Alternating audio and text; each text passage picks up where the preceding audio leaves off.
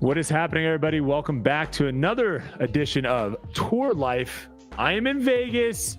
Uli, it has finally happened. The move is complete. The part-time move. First Tour Life from Vegas. You're looking like you're in a different location. Where the heck are you right now? I'm in Kansas City, man. Oh, you're playing the tournament this week. I am. Oh. I'm in Pete Cashin's house, famous Pete Cashin, and if he listens to this, I want to thank him for putting me up for the week. He's a legend of the sport and very appreciative. But yeah, I'm here to play the Kansas City Wide Open, and then I fly to Europe on Monday. Nice. I did hear that there was some chatter that this might be the most difficult course on tour. Any thoughts on that? It's tough. I played it once. I played it yesterday, and I was pleasantly surprised with how tough it was. Nice. I'm definitely looking forward to watching it this week. I am not playing it. Obviously, I'm here in Vegas. I think it was, we counted the weeks. I believe it was 7 weeks that I had not seen Kelsey. Even though I was back in Dallas during that time, it was the same time that she was out in Vegas trying out for the team. So it was just a weird situation with our schedules. They did not link up very well. So 7 weeks, and then obviously I'm about to go over to Europe for 2 weeks. So I was like, there's no chance that I'm going to do 10 weeks without seeing her. So I hadn't even seen her since she made the team. So I'm here this week. Got to play Wild Horse this morning. Woke up at 5:30 to beat the heat. Got out there with my buddy Sage. Got 24 holes in. Was really fun. And it was a good time. A little bit different heat here than in Texas. I would normally probably die after a few holes in Texas, but 105-degree heat in Vegas is nothing. It's just dry heat. It's probably similar to what you're used to in Arizona. So it's definitely manageable, I would say. Yeah, completely different. I mean, we got pretty bad heat here the last couple of days, like high 90s, but with the humidity, you're just dripping sweat the whole entire time. Hopefully it gets a little windy, and if it does get windy, this course is going to play very interesting. Very, very, very interesting. What kind of style of course is it? Dude, it's a match between open OB holes and tight wooded holes. Interesting.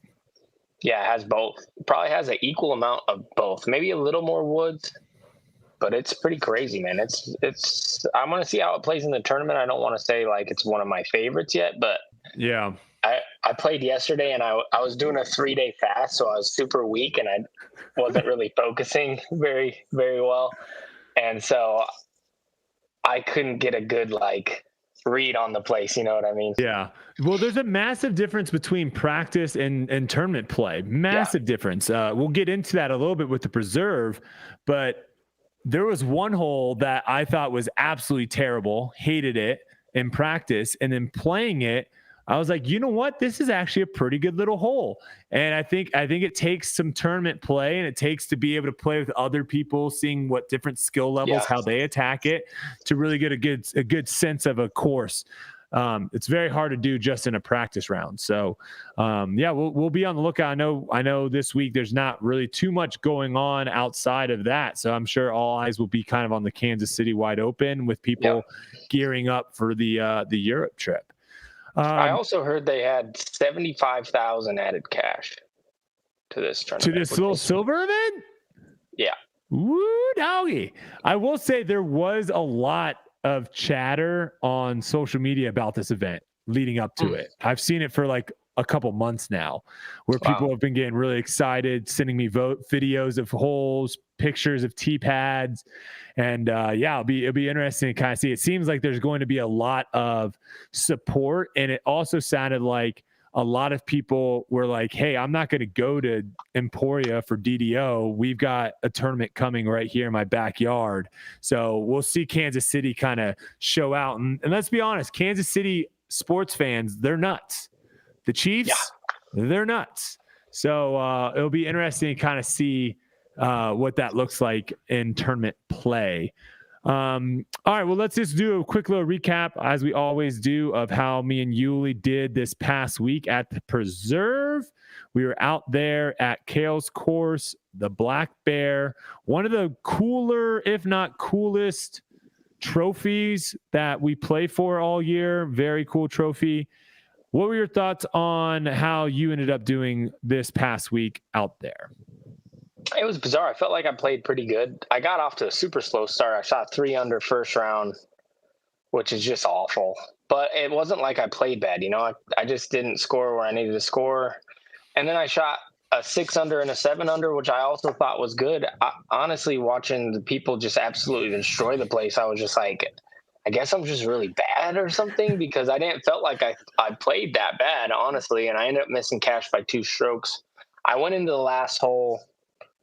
I was thinking I was either 1 or 2 back, so I had to make the decision of, do I play for the birdie or do I go for the eagle? I ended up going for the eagle and not making it. And so that was actually nice, because then my prediction was correct. I would have had to eagle the hole in order to make the cash. Gotcha. So it was a good decision to make no cash, and at least I gave myself a chance, even though it didn't pay off.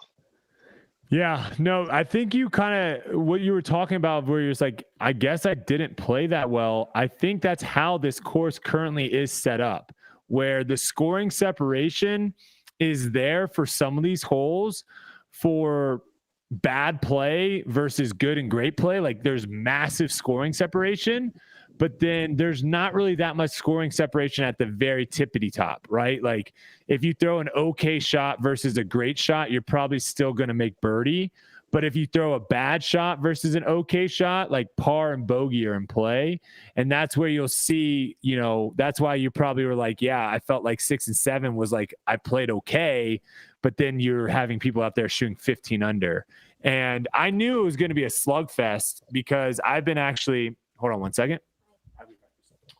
I knew it was going to be a slugfest because I've been starting to actually keep score in my practice rounds. That's one thing that I think has kind of helped me a little bit, is taking my practice rounds outside of the first one that I do, that I film with Ezra, taking my practice rounds a little bit more seriously and playing for score, and having to put myself in positions of, hey, this is like, what do I do if I end up here?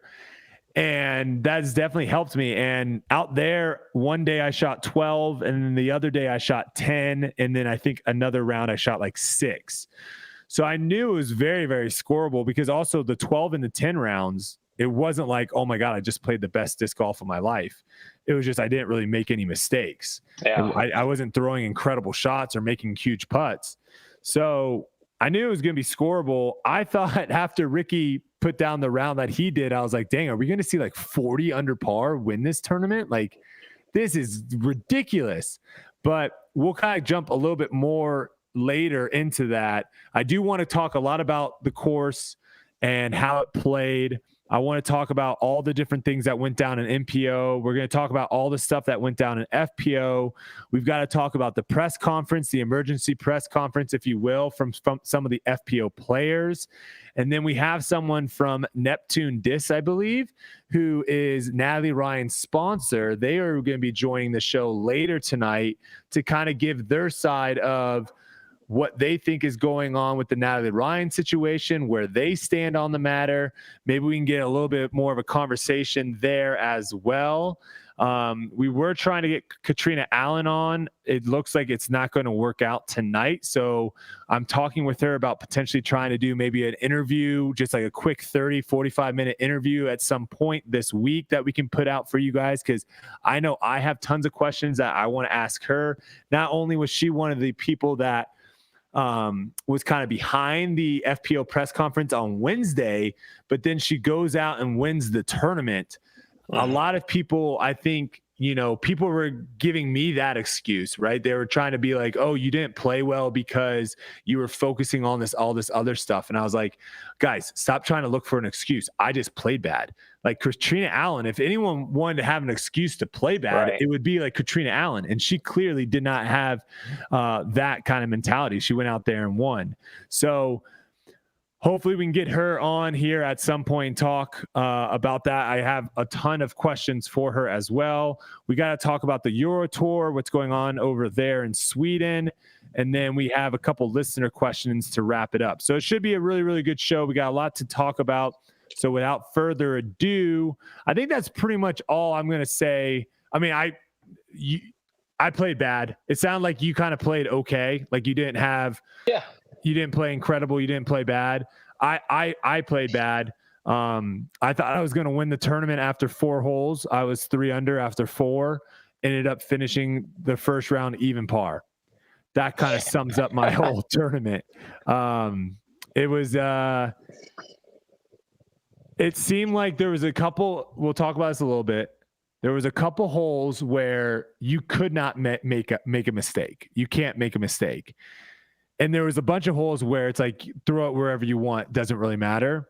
And unfortunately, all my bad throws, it felt like, came on the holes where it's like, you cannot make a mistake. And it cost me a lot of strokes. I didn't play hole 18 particularly well.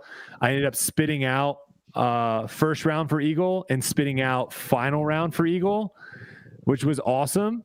And then hole 8, the par 5 hole 8, which is like a super easy par 5. I threw OB 2 of the 3 rounds. And that's like an auto bogey essentially on a birdie hole. So it's like I just gave up too many strokes all over the place. So that's all I'll say about that. I'm 0 for 6 at that tournament, Uli. I have not played a single good round at that tournament. 0 for 6. I don't get it. I don't understand. I'm cursed. There's something going on. 18's what got me, I really think. I mean, that whole, multiple people got 6 strokes on me, and I was not over par on the hole. You played it even par? I did. Yeah. We'll get into that. I've got some fun stats for you on hole 18. Crazy.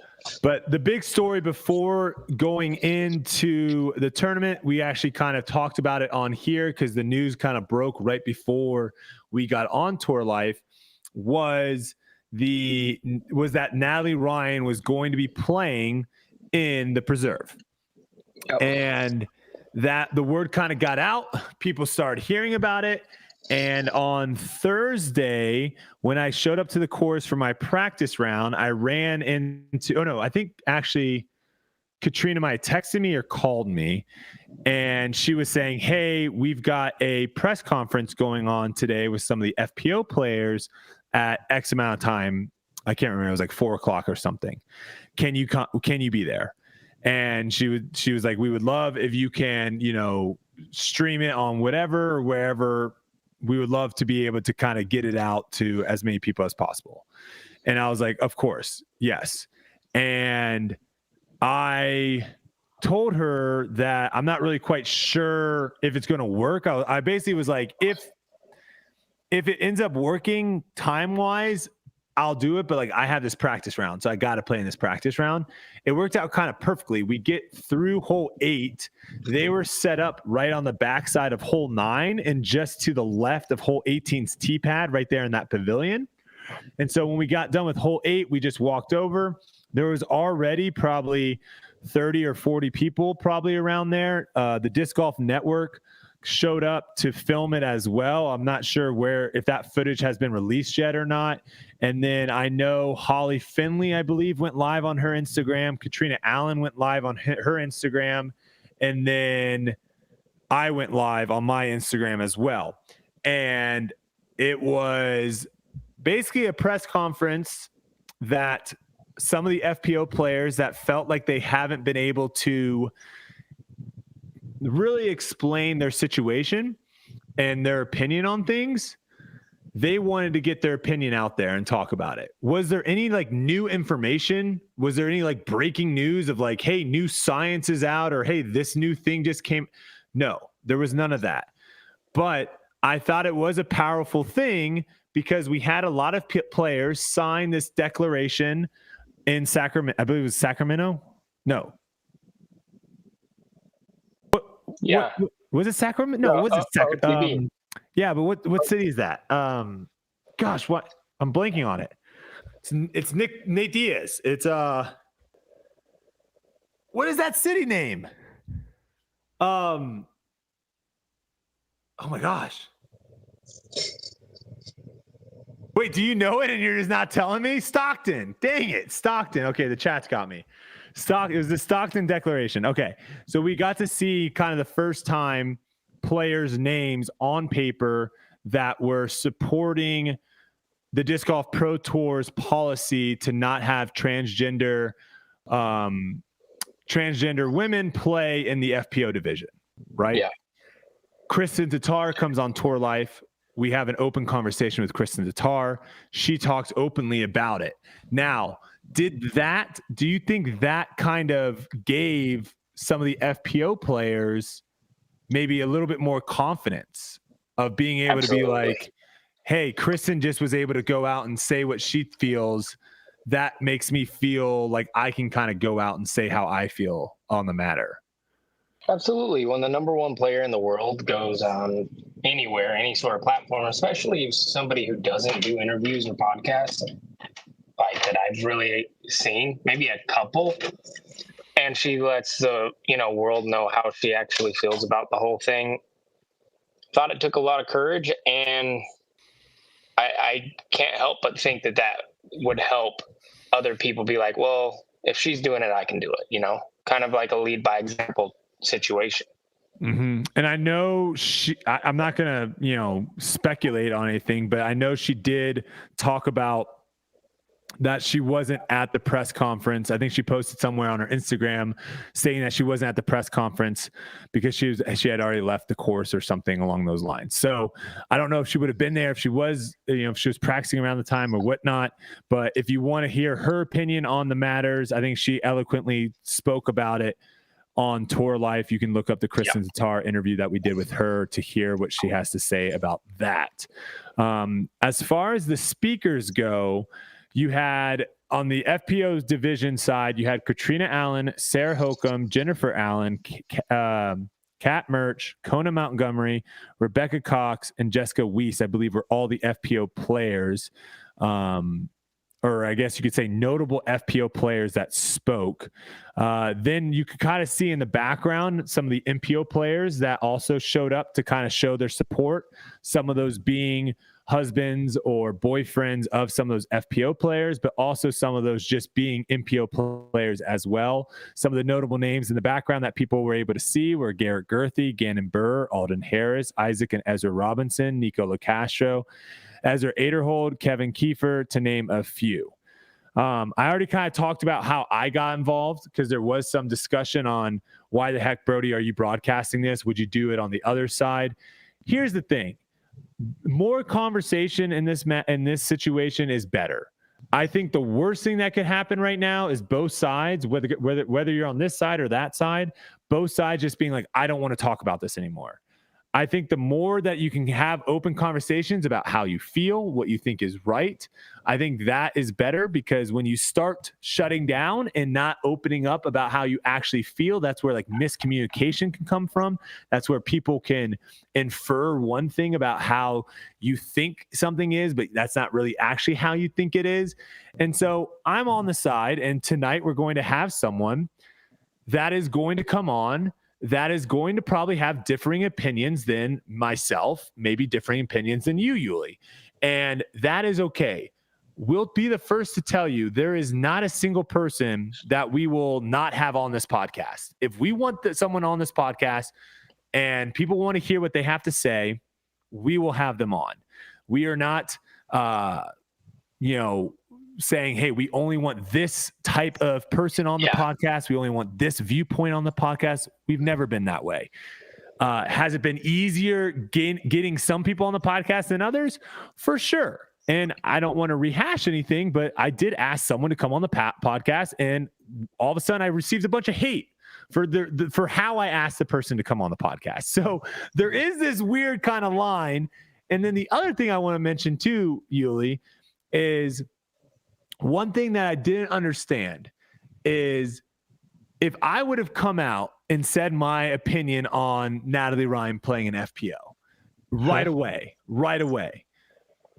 so many people would have been like, Brodie, no one cares. you need to sit back and let the FPO players talk about this. This is not your issue. You need to let the FPO players talk about this. Okay, what did I just do? I just sat back and put a live stream on with FPO players specifically telling you what they feel about this. And now people have moved the goalpost and have said, like, that's a bad thing to do. I don't understand what the right way of this is. To me, the more communication, the better. Am I wrong on that? No, absolutely. I think that one of the most important thing in communication is ask questions. Ask questions. That's it. And as soon as, like you said, there's no more questions being asked, that's when things go completely chaos and chaotic. There has to be open lines on both sides of people actually telling how they really feel. And unfortunately, a lot of the culture nowadays strickens your speech to where you're afraid of being protrude as like some way. Even though if that's not the way that you are, it can like push you into that direction. And so that's when people go silent. And when people go silent, then there's nothing gets fixed. Nothing. And so I think it's important to have a dialogue between two parts that are trying to come up with, convince one side or the other that they're right or blah, blah, blah, blah, blah. But eventually there's going to have to be common ground. There has to be. Nobody's going to get their way in this. Like it's just not going to happen. Not everybody's going to be happy. So ask as many questions as you can. Try to find common ground. I feel like that's what happens in the world, not just like our little disc golf world, you know? Two other things I will pose too that I found kind of interesting was obviously the first thing about people were getting upset that I was giving people, these FPO players a platform to talk.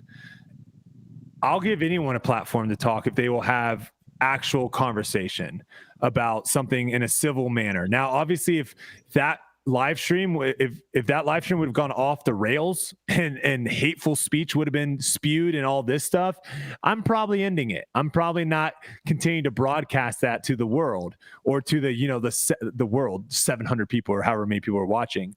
But I also didn't hear any hatefulness in their speech. And I thought they did a good job of actually just saying what they're going through on their side and how they feel. And I was able to empathize a little bit with them on some of the struggles that they feel about the matter and how they maybe feel like their voices for a while were suppressed or weren't valued maybe at all. So I thought that was somewhat interesting of where some people took that press conference of what they said. And I don't know if you listened to a lot of it, but did you think any of it was hateful in the way of like what they were saying? I went through about 4 of the speakers. I think it was like 25 minutes or something, wasn't it? Mm-hmm. So right around there. I went through 2 or 3 of the speakers, and no, I felt like they were just letting everybody know how they felt, like you said, the reason they feel that way. And I think they would just care about their sport, and and what they're doing. I mean, it's their livelihood, and they're trying to protect that. Yeah.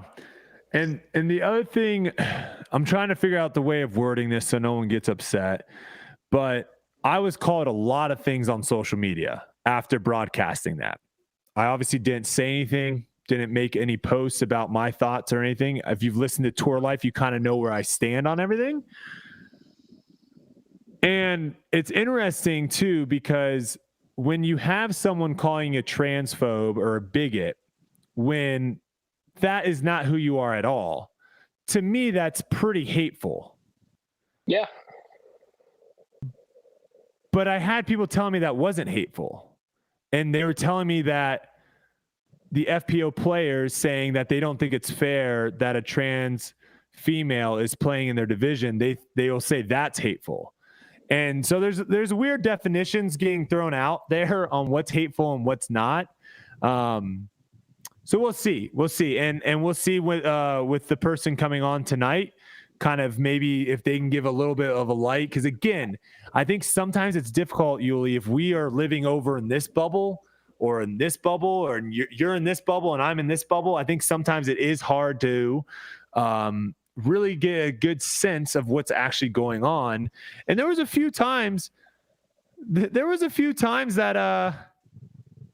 I got kind of like choked up a little bit hearing like Jennifer Allen talking about how when she first came on tour, she would just go from city to city to try to get more FPO players to play. Like it was so hard to just get FPO players to play.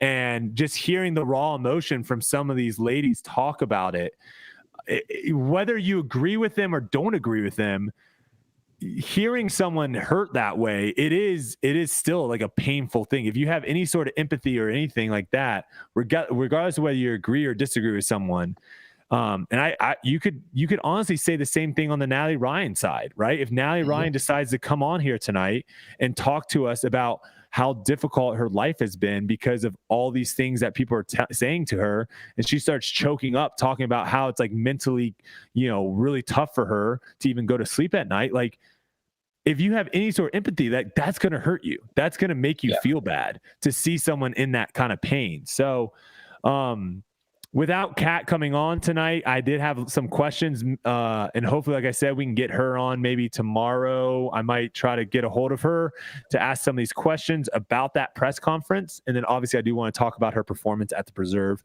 clearly. But before we go more into the recap, I do want to play this TikTok for you, Uli, and everyone listening live right now.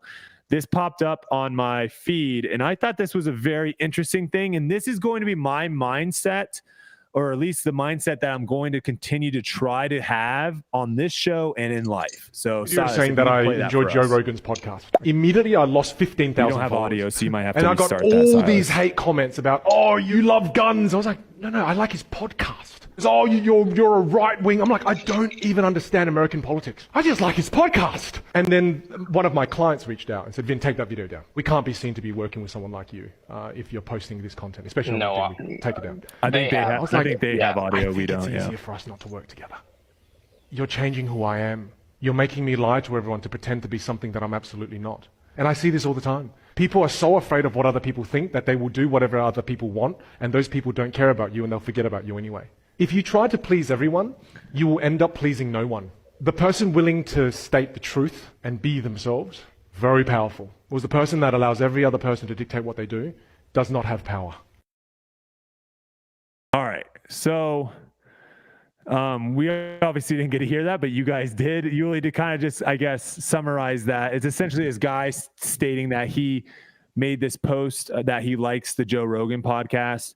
And then he had all these people coming after him about, things that Joe Rogan is, for, whether it's like guns or being, I don't even think he actually is that political from some of the stuff I've seen. He seems like he's pretty neutral, but he had people coming after him. He talked about like losing a lot of followers.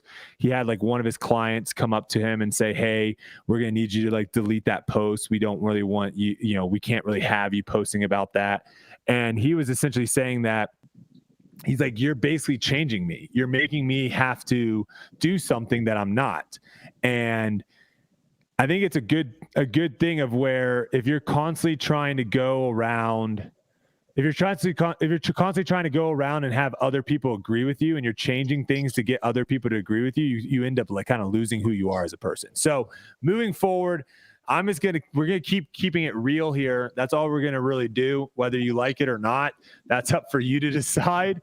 But I thought that was a good TikTok. I'm sorry that you weren't able to listen to it, Uli, but I'll send it to you afterwards. All right. So let's jump into the Preserve recap here. MPO side, Ricky Wysocki. Just an absolute blitzkrieg from the very, very beginning.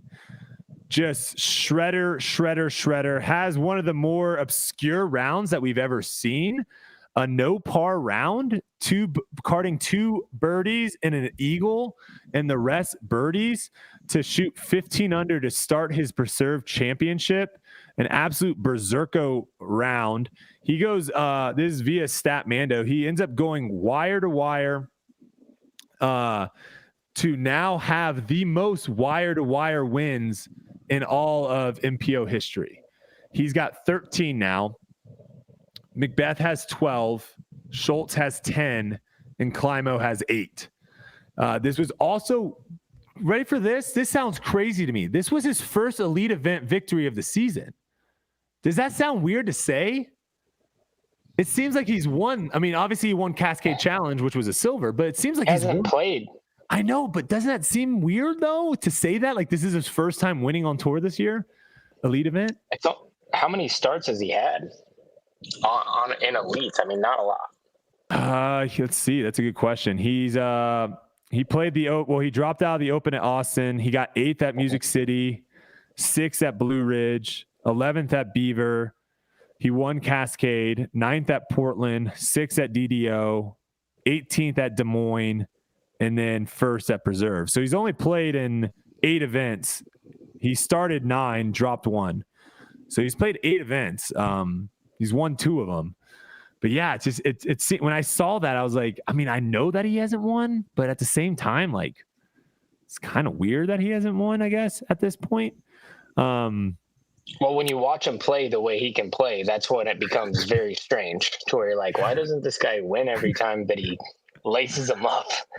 Yeah, you would think. He was second tee to green, strokes gained tee to green, second in the field.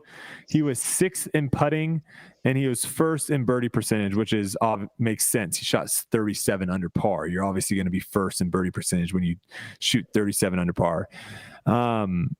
The number of times Ricky, right for this, number of times Ricky eagled hole 18 was the same number of bogeys he had the entire tournament. So he eagled 18 all 3 rounds. He only took 3 bogeys. He took a bogey on hole 3 and 6 in round 1, took a bogey on hole 8 in the final round. I mean, that's a nutty stat. And I don't know if you saw, you probably did, right? Hole 6, you guys, you saw that in Jomez, how he played hole 6 final round. Yeah.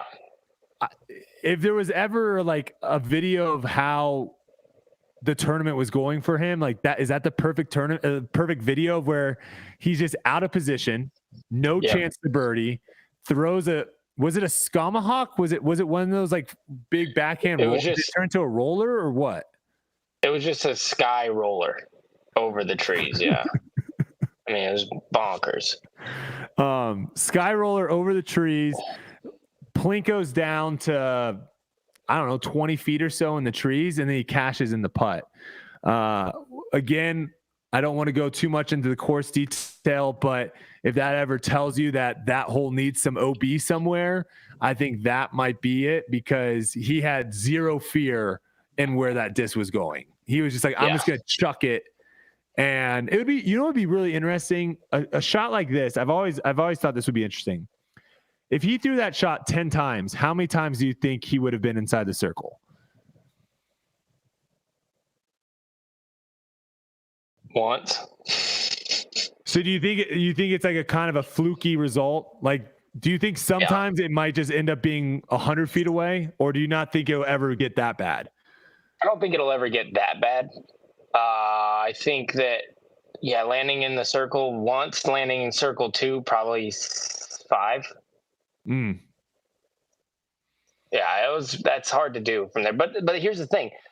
Coling landed in a very similar spot, threw the same shot, rolled up and hit the basket. So I don't know. Everybody who I saw try it, like, almost made it. Is that the play? Are we just like supposed to jump putt off the tee to that area and then just freaking sky roller over everything?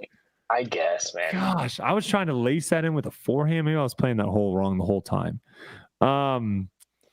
Final round, he didn't have as much pressure applied to him because a lot of the field, I mean, he had obviously a big lead going into the final round, but he kind of mitigated a lot of the pressure by making huge putts down the stretch. He had a massive birdie putt on hole 12.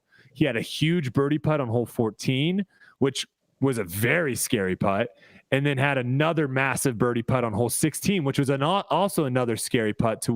14 and 16 are 2 of the greens out there that are pretty scary if you go haywire. And he was just raptor legsing. Is that the right terminology? Legsing? No, I don't think so. No? Okay. He had big raptor legs. He had the big old raptor legs out there. Yeah, he did. Yeah, I think I think it was crazy to watch because the guy talks about momentum, and you were talking about this last week. There's no such thing. I know. That is. I'm convinced that this guy has momentum on his side when he talks about it. I might be convinced too. I might be switching. Because he gets those putts rolling, and there ain't no stopping him, man. There's no stopping the guy. And I think when Ricky's playing good, legitimately the rest of the tour is terrified. Like I saw them absolutely collapse on that lead card. All of them. The person who played the best, maybe the score wasn't the best, but Nick played the best on the card. Really? I thought as far as like holding his emotions together and everything, yes, I thought that. I mean, Calvin missed a bunch of shorties. He didn't look like he had confidence about him. James Conrad was out of sorts right away. Ricky didn't even – he was he parred the first hole. No, he parred the first, like, 3. To me, that's understandable. 2's kind of a weird one. 3 is also kind of funky. Parring hole 1, that's hard to do. What did he shoot on I think he shot a 7 under on the 9 holes. He ended up shooting round 1, he shot 52. Round 2, he shot 55. Round 3, he shot 57. So he definitely What opened about the on door. the back? No, what about the back 9 though? Back 9, I think he did shred. He eagled 18. He ended up shooting 8 under, I think, on the back. Yes, he shot 8 under on the back and shot 2 under on the front 9. There you go. So he was 2 under. Yeah, that's what I'm saying. And none of those guys walked through it. None of them. Calvin was 4 under on the front 9.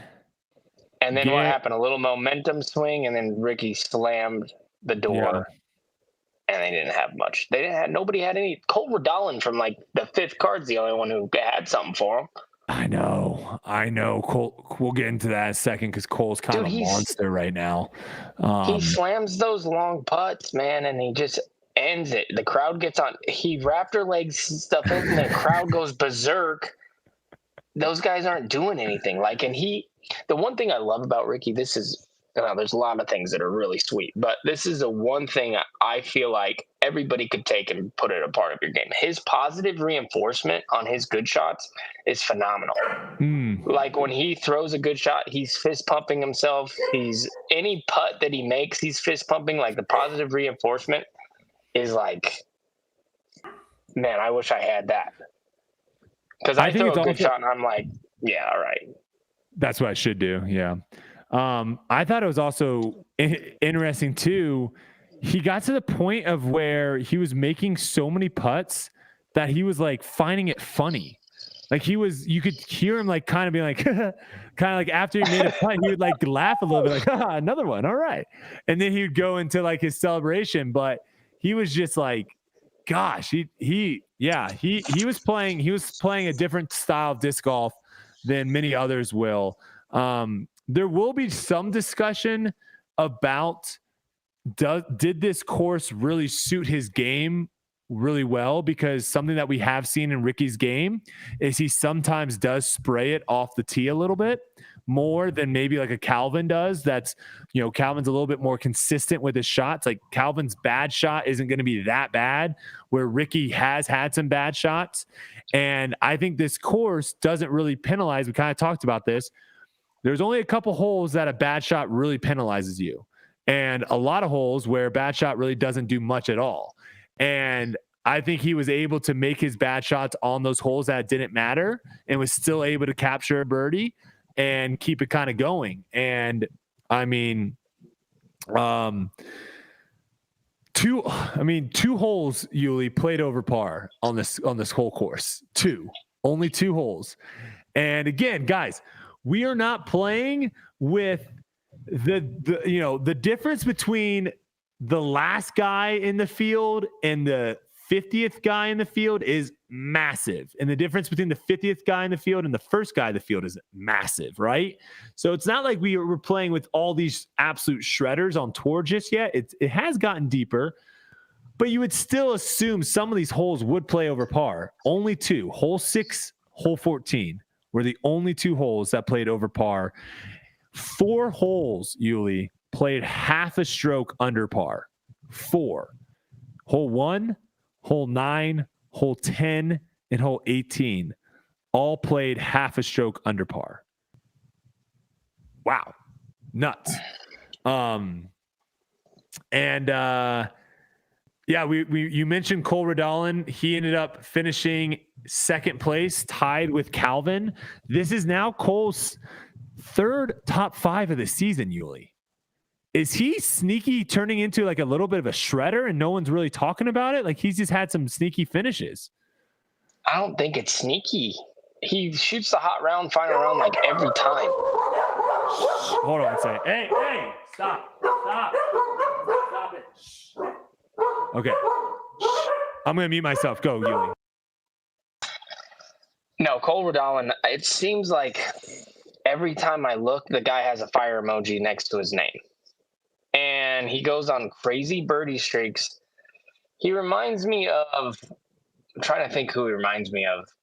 Oh, I don't know. Anybody who's great at disc golf now, like had this type of trajectory of, okay, a little sloppy here and there, makes lead card, kind of fails a little bit, makes lead card, kind of fails a little bit, gets on the 5th card because he doesn't play too good, 15 under.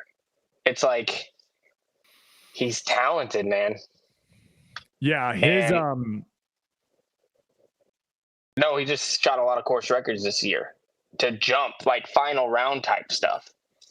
Yeah, he's someone where his ceiling is towards the top of the field. He's up there with all those guys. His best stuff is up there with all those other guys. The thing that he has to try to figure out now is how does he make it when he has an off day, when he's not playing the greatest? How does he get to shoot that, instead of shooting 7 under, how does he shoot 10 under? How does he get that? And he's got the stuff, and he's someone that I love watching play. His backhand form, so fun. And then he just drills putts too, just full sends putts all over the place. So Cole Redolin, we'll keep an eye on him. I'm not sure if he ends up, let me see, where is actually doing the Euro Tour business. He is not. He's not going to Europe. That's a bummer. I would have loved to have seen him in Europe, but he is not going to Europe. You have Eagle McMahon also making a massive push, shooting 14 under final round to jump up a bunch of spots to 4th place. Good finish for Eagle. He was kind of out of it right off the bat. He ends up 9 shots off the lead after round 1 to Ricky. And so he's like, knowing, doesn't take a rocket scientist. You've lost the tournament. In a course like this, 9 shots off the lead with Ricky, you're not going to make those up. And he did as much as he could. He got it to 6. So he battled back. Good top 5 finish from him. You got Garrett Gerthy and James Proctor also finishing in the top 5 as well. One thing about Eagle, his throwing has been really, really good. He actually was the person that led the field in throwing. Ricky got second. We talked about that earlier. He led the field in throwing and also led the field in parked percentage. He almost parked 40% of the holes out there. 4 out of 10 holes he's parking, just tapping birdies. I mean, that kind of shuts down the whole thing of him spraying it around and getting away with it. Who, Eagle? No, Eagle. Holes. I'm talking about Eagle. No. Oh, okay. I thought you were talking about Ricky there for a second. No. I'm sorry. I'm saying. Sorry. Eagle led the field with almost 40% parked percentage. So that was very nice. And then we have some other stats I want to talk about Calvin before we go down the leaderboard a little bit more. Calvin, we mentioned this on debate night, which I don't even know. We filmed that before the show. So I'm going like back-to-back podcasts right now. Also, if you haven't noticed, I do not have a chair, Uli. I'm full sending. I might do this for a little bit. I might go Pat McAfee a little bit. Is this still okay? That. Is this weird? Yeah. Looks good. Just to kind of let my neck kind of rest a little bit. But Calvin gets his 7th straight top 10, 7 in a row. Top 10s. He led the field in C1 in regulation, 67%. And also C2 in regulation at 85%. So he threw the disc well enough to win this tournament.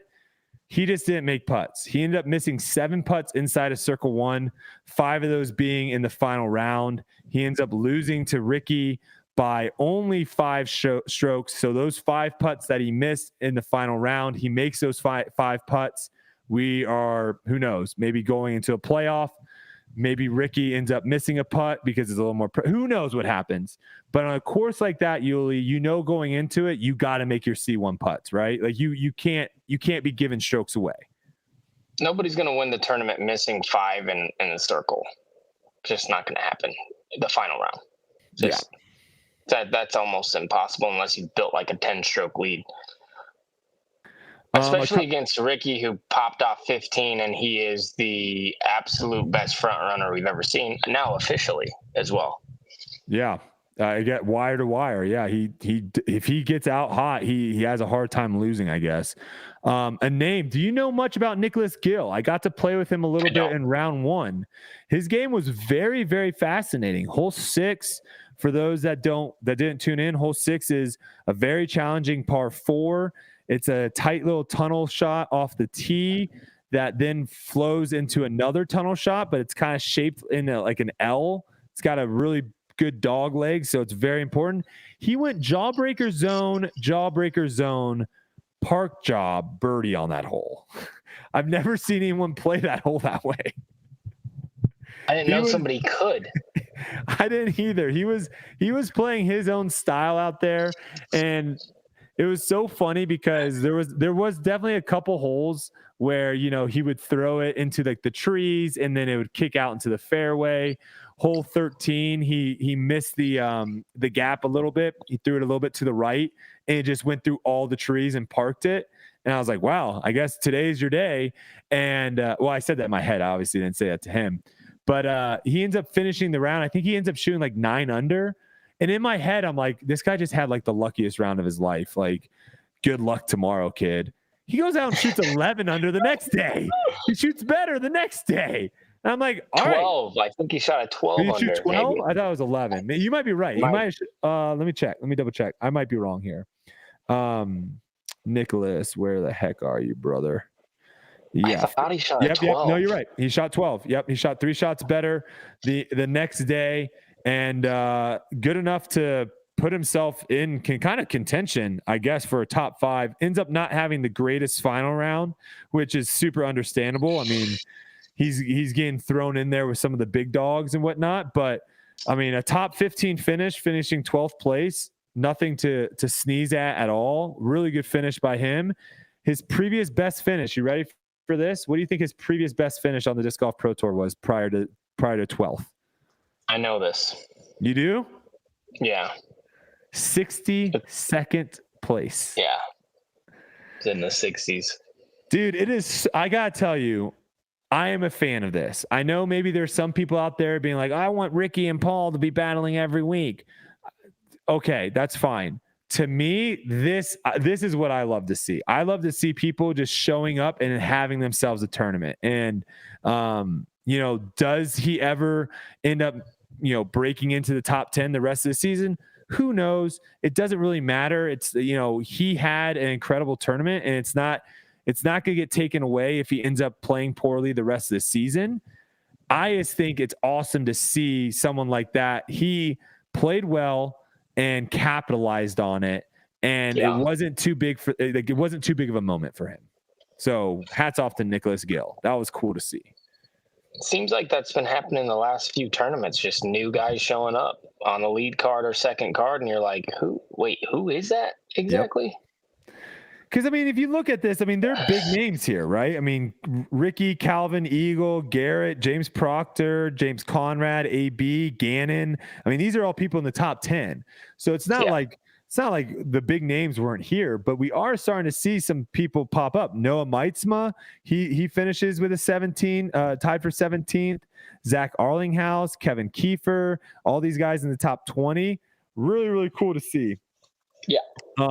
And definitely would love to see more of it, obviously, moving forward. I'm a fan of seeing kind of the young guys or new guys on tour kind of pop off and make some noise. So,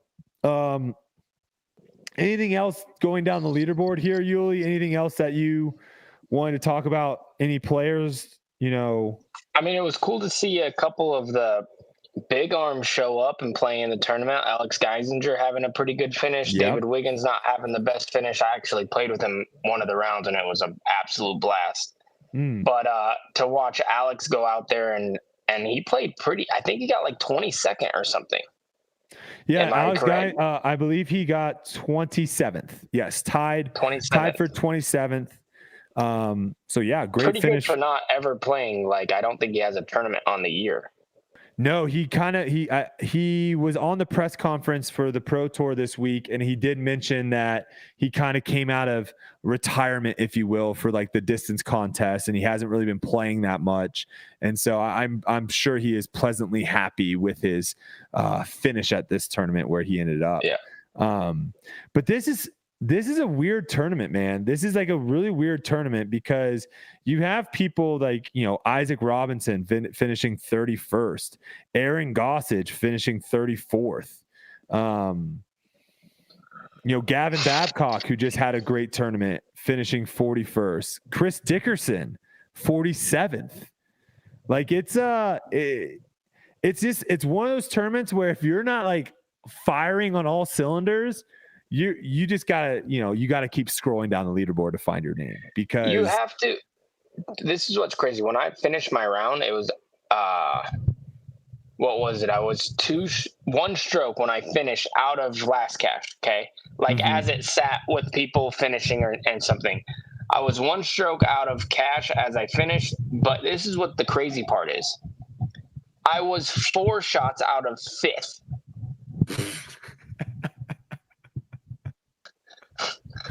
As it sat, like if I, got to, at the time, 20 under was 5th place.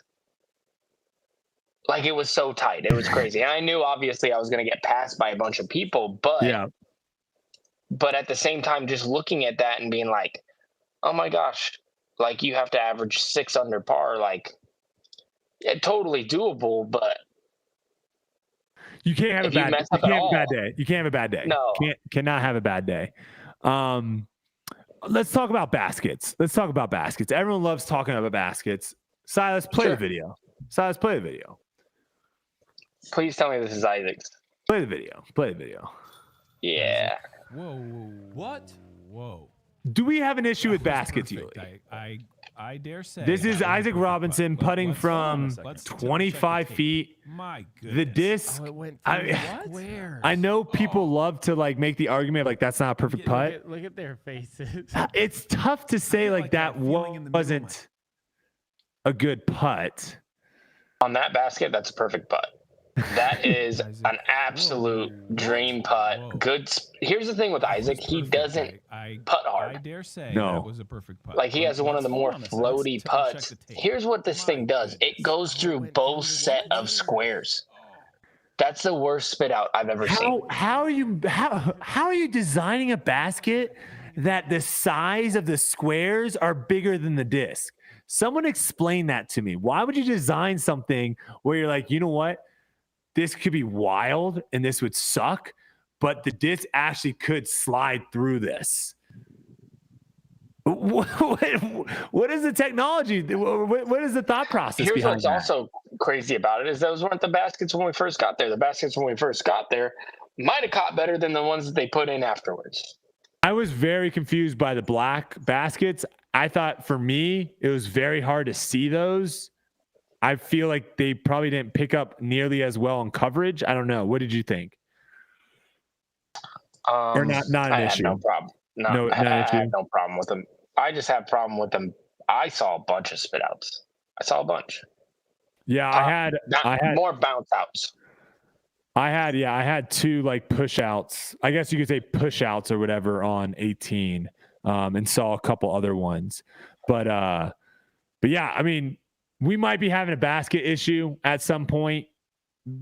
I don't know how many more times this has to happen, but and maybe we're wrong, Uli. Maybe the fans love this. I know players don't like it, and we're both players, but maybe the people watching at home, they're like, yes, we love this. We love the fact that we don't know if a putt is going to actually stay in the basket or not. And maybe we're just completely wrong.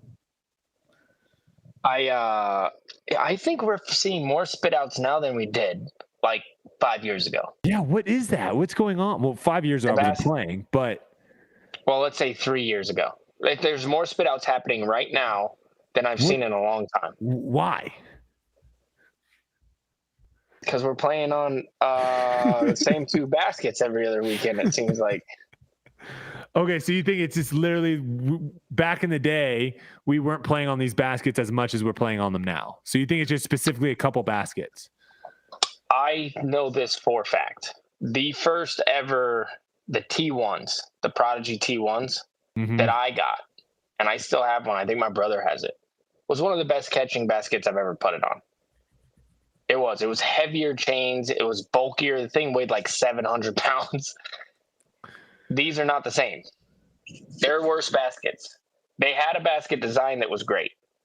This is a worse basket. I know that. I played for the company. I putted on all their. It was, in my opinion, when they first came out with it, it was one of the top 3 best baskets that we had. And another one that we don't see as well is the DGA Mach X. Those are fantastic baskets. Those are fantastic baskets. They caught a lot of stuff, maybe even too much, because they were so wide. You know, like they caught everything. They're gone. Aaron wants us to play with a basketball hoop. That's what he wants. He wants putts to have to go through a net, like vertically. It would completely change putting. The scuba would probably be the best putting form ever. But that was a hot take from Aaron the other night, late in the Airbnb. Is he wants it to be a net. He's like, you can't have spit outs if there's a net. And I was like, okay, if you are trying to eliminate the spit out, that would actually eliminate them. But however, that would change the entire game of disc golf. And I don't know if people are really for that. Okay. I do know this. I feel like you can find a basket that doesn't just pop them out every other putt. I do. I've putted on them before. Like we could do it collectively. Like I feel like we could come up with a design that they just don't squirt right out the back. It's so scary, dude. It's as soon as you see one person do it on your card, you're like terrified the rest of the round of just. This is the only. Yeah, no, keep going. No, I was done. Yeah. This is the first tournament, and I said this to my to Brad. Is I'm like, I've said I haven't gotten a spit out all year. I know this is the tournament where I get one. I know it. These baskets are just not. They're not going to cooperate. It didn't happen, but I was terrified on every putt that it was just going to go ping pong. And then you just stand there and you're just like, well, this sucks.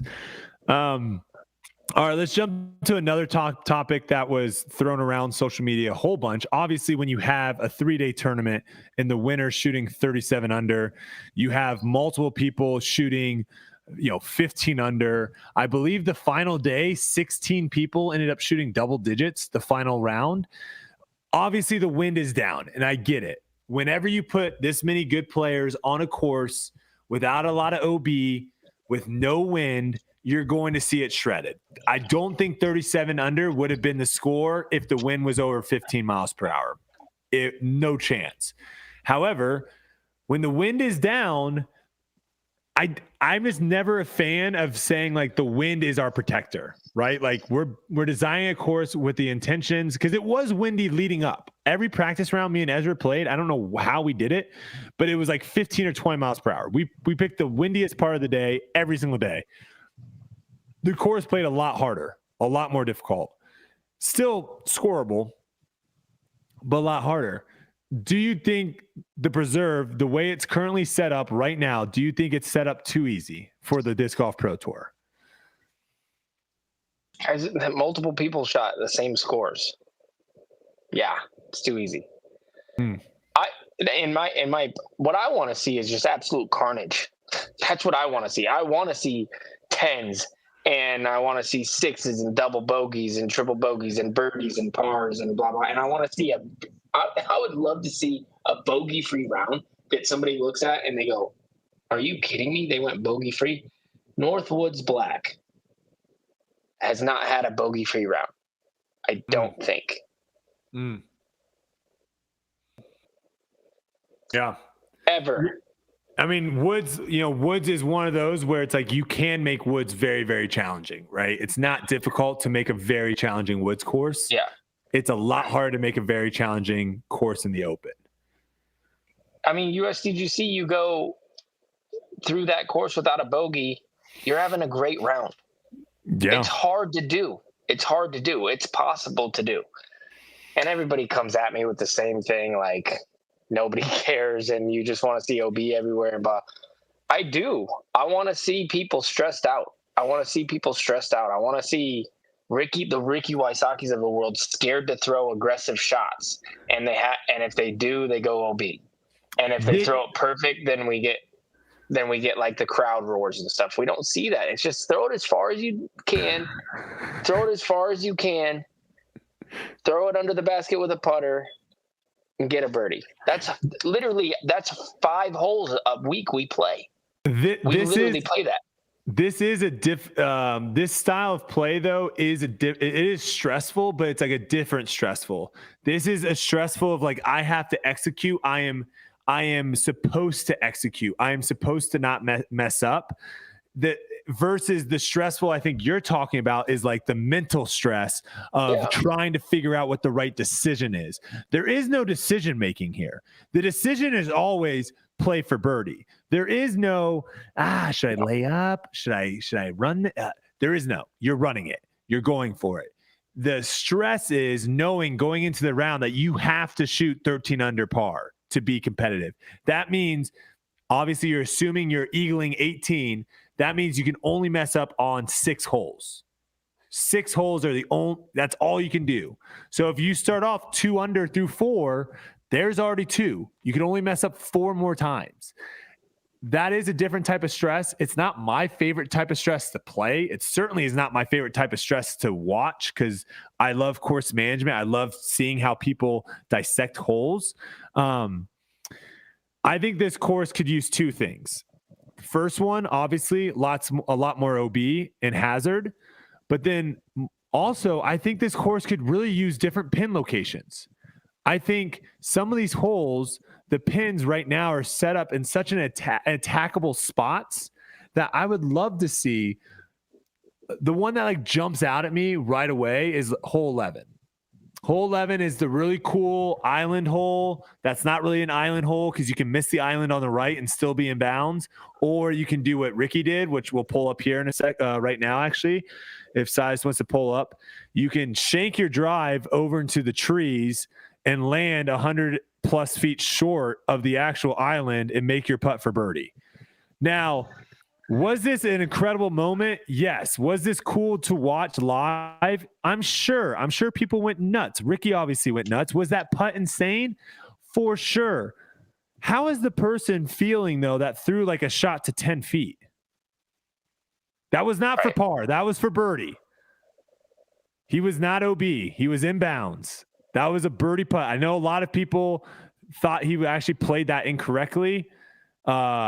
That was a birdie putt. He hit a tree, drops in bounds, makes that putt.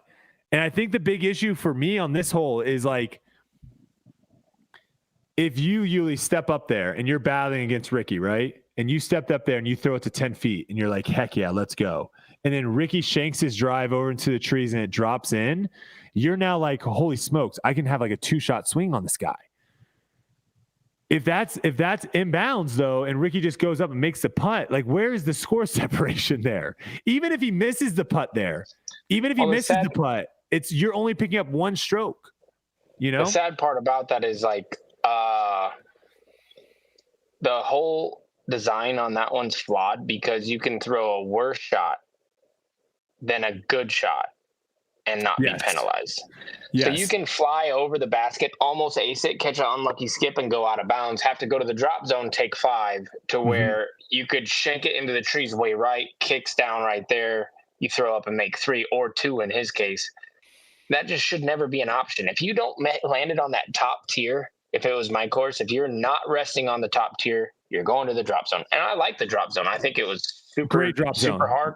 Great drop zone. And I 5'd it one of the rounds. Yeah, I I buried it twice, and then I landed on the right side, like the weird side that you should be OB, but you're not.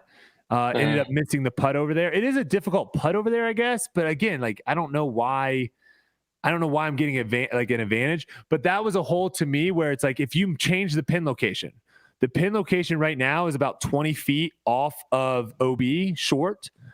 Sunday, let's move that pin location 5 feet off of OB short. Right? Yeah. Why not? I think that's what this course really needed, because the course, when it's playing this easy, seeing it day after day after day, obviously some people are going to tune in. They're going to want to see birdies. But I think some people some people aren't going to want to see that. All you had to do is like change some pin locations. That whole place completely different if it's 5 feet off the front. And is there a big difference between seeing a birdie, whatever a birdie is, and seeing a par, whatever a par is, as far as the visual intake? No, is there a difference? There shouldn't be. Because it's the whole argument that par is like doesn't matter. Par. It's the same argument when you say like par doesn't matter. It's the same thing as like a birdie and a par don't matter. Whether it's a birdie or a par, that shouldn't matter. It should all be about shot value. And to me, what you just said hits the nail on the head. The shot value on hole 11 is flawed. A bad shot doesn't get penalized as much as a good shot does. Gets rewarded more, because that could be like a big moment right there, right? Yeah, for sure. And this is kind of my argument. And I think this is where there's been a lot of talk about courses need to get harder. And I think people that have been in disc golf for a while, this isn't. Was this a topic that was always happening like 5 years ago, 10 years ago? People were talking about the courses need to get harder, or is this kind of fairly new in the last few years? No, it's all. I feel like courses used to be harder, honestly. See, I think they didn't, Uli. I think what it is if you took all of us and we played Dash's track, okay, my little home course in Dallas, 18 holes. Farthest distance hole is like 300 feet. Most of them are like 200 feet or less. If you took a pro tour there and we all played, what would end up happening after round one? You would have a ton of guys at 18 under, a ton of guys at 17 under, a ton of guys at 16. There would be no score separation, because the difference between throwing a good shot is 30 feet on a hole like that, and a great shot is 5 feet. Both are making birdies. So to me, as the field continues to get better and better, right? As more people, more like Cole Redolins, more Isaac Robinson, more Silas Schultz, more all these players that, Parker Welks, all these guys, as more people continue to get better and better and the field keeps getting better and better, if these courses don't get harder to really penalize the different, like to really make a great shot and a good shot different and a good shot and a bad shot different, you're going to see more clumping at the top, because there is no score separation. There's no difference between the shot values. Does that make sense?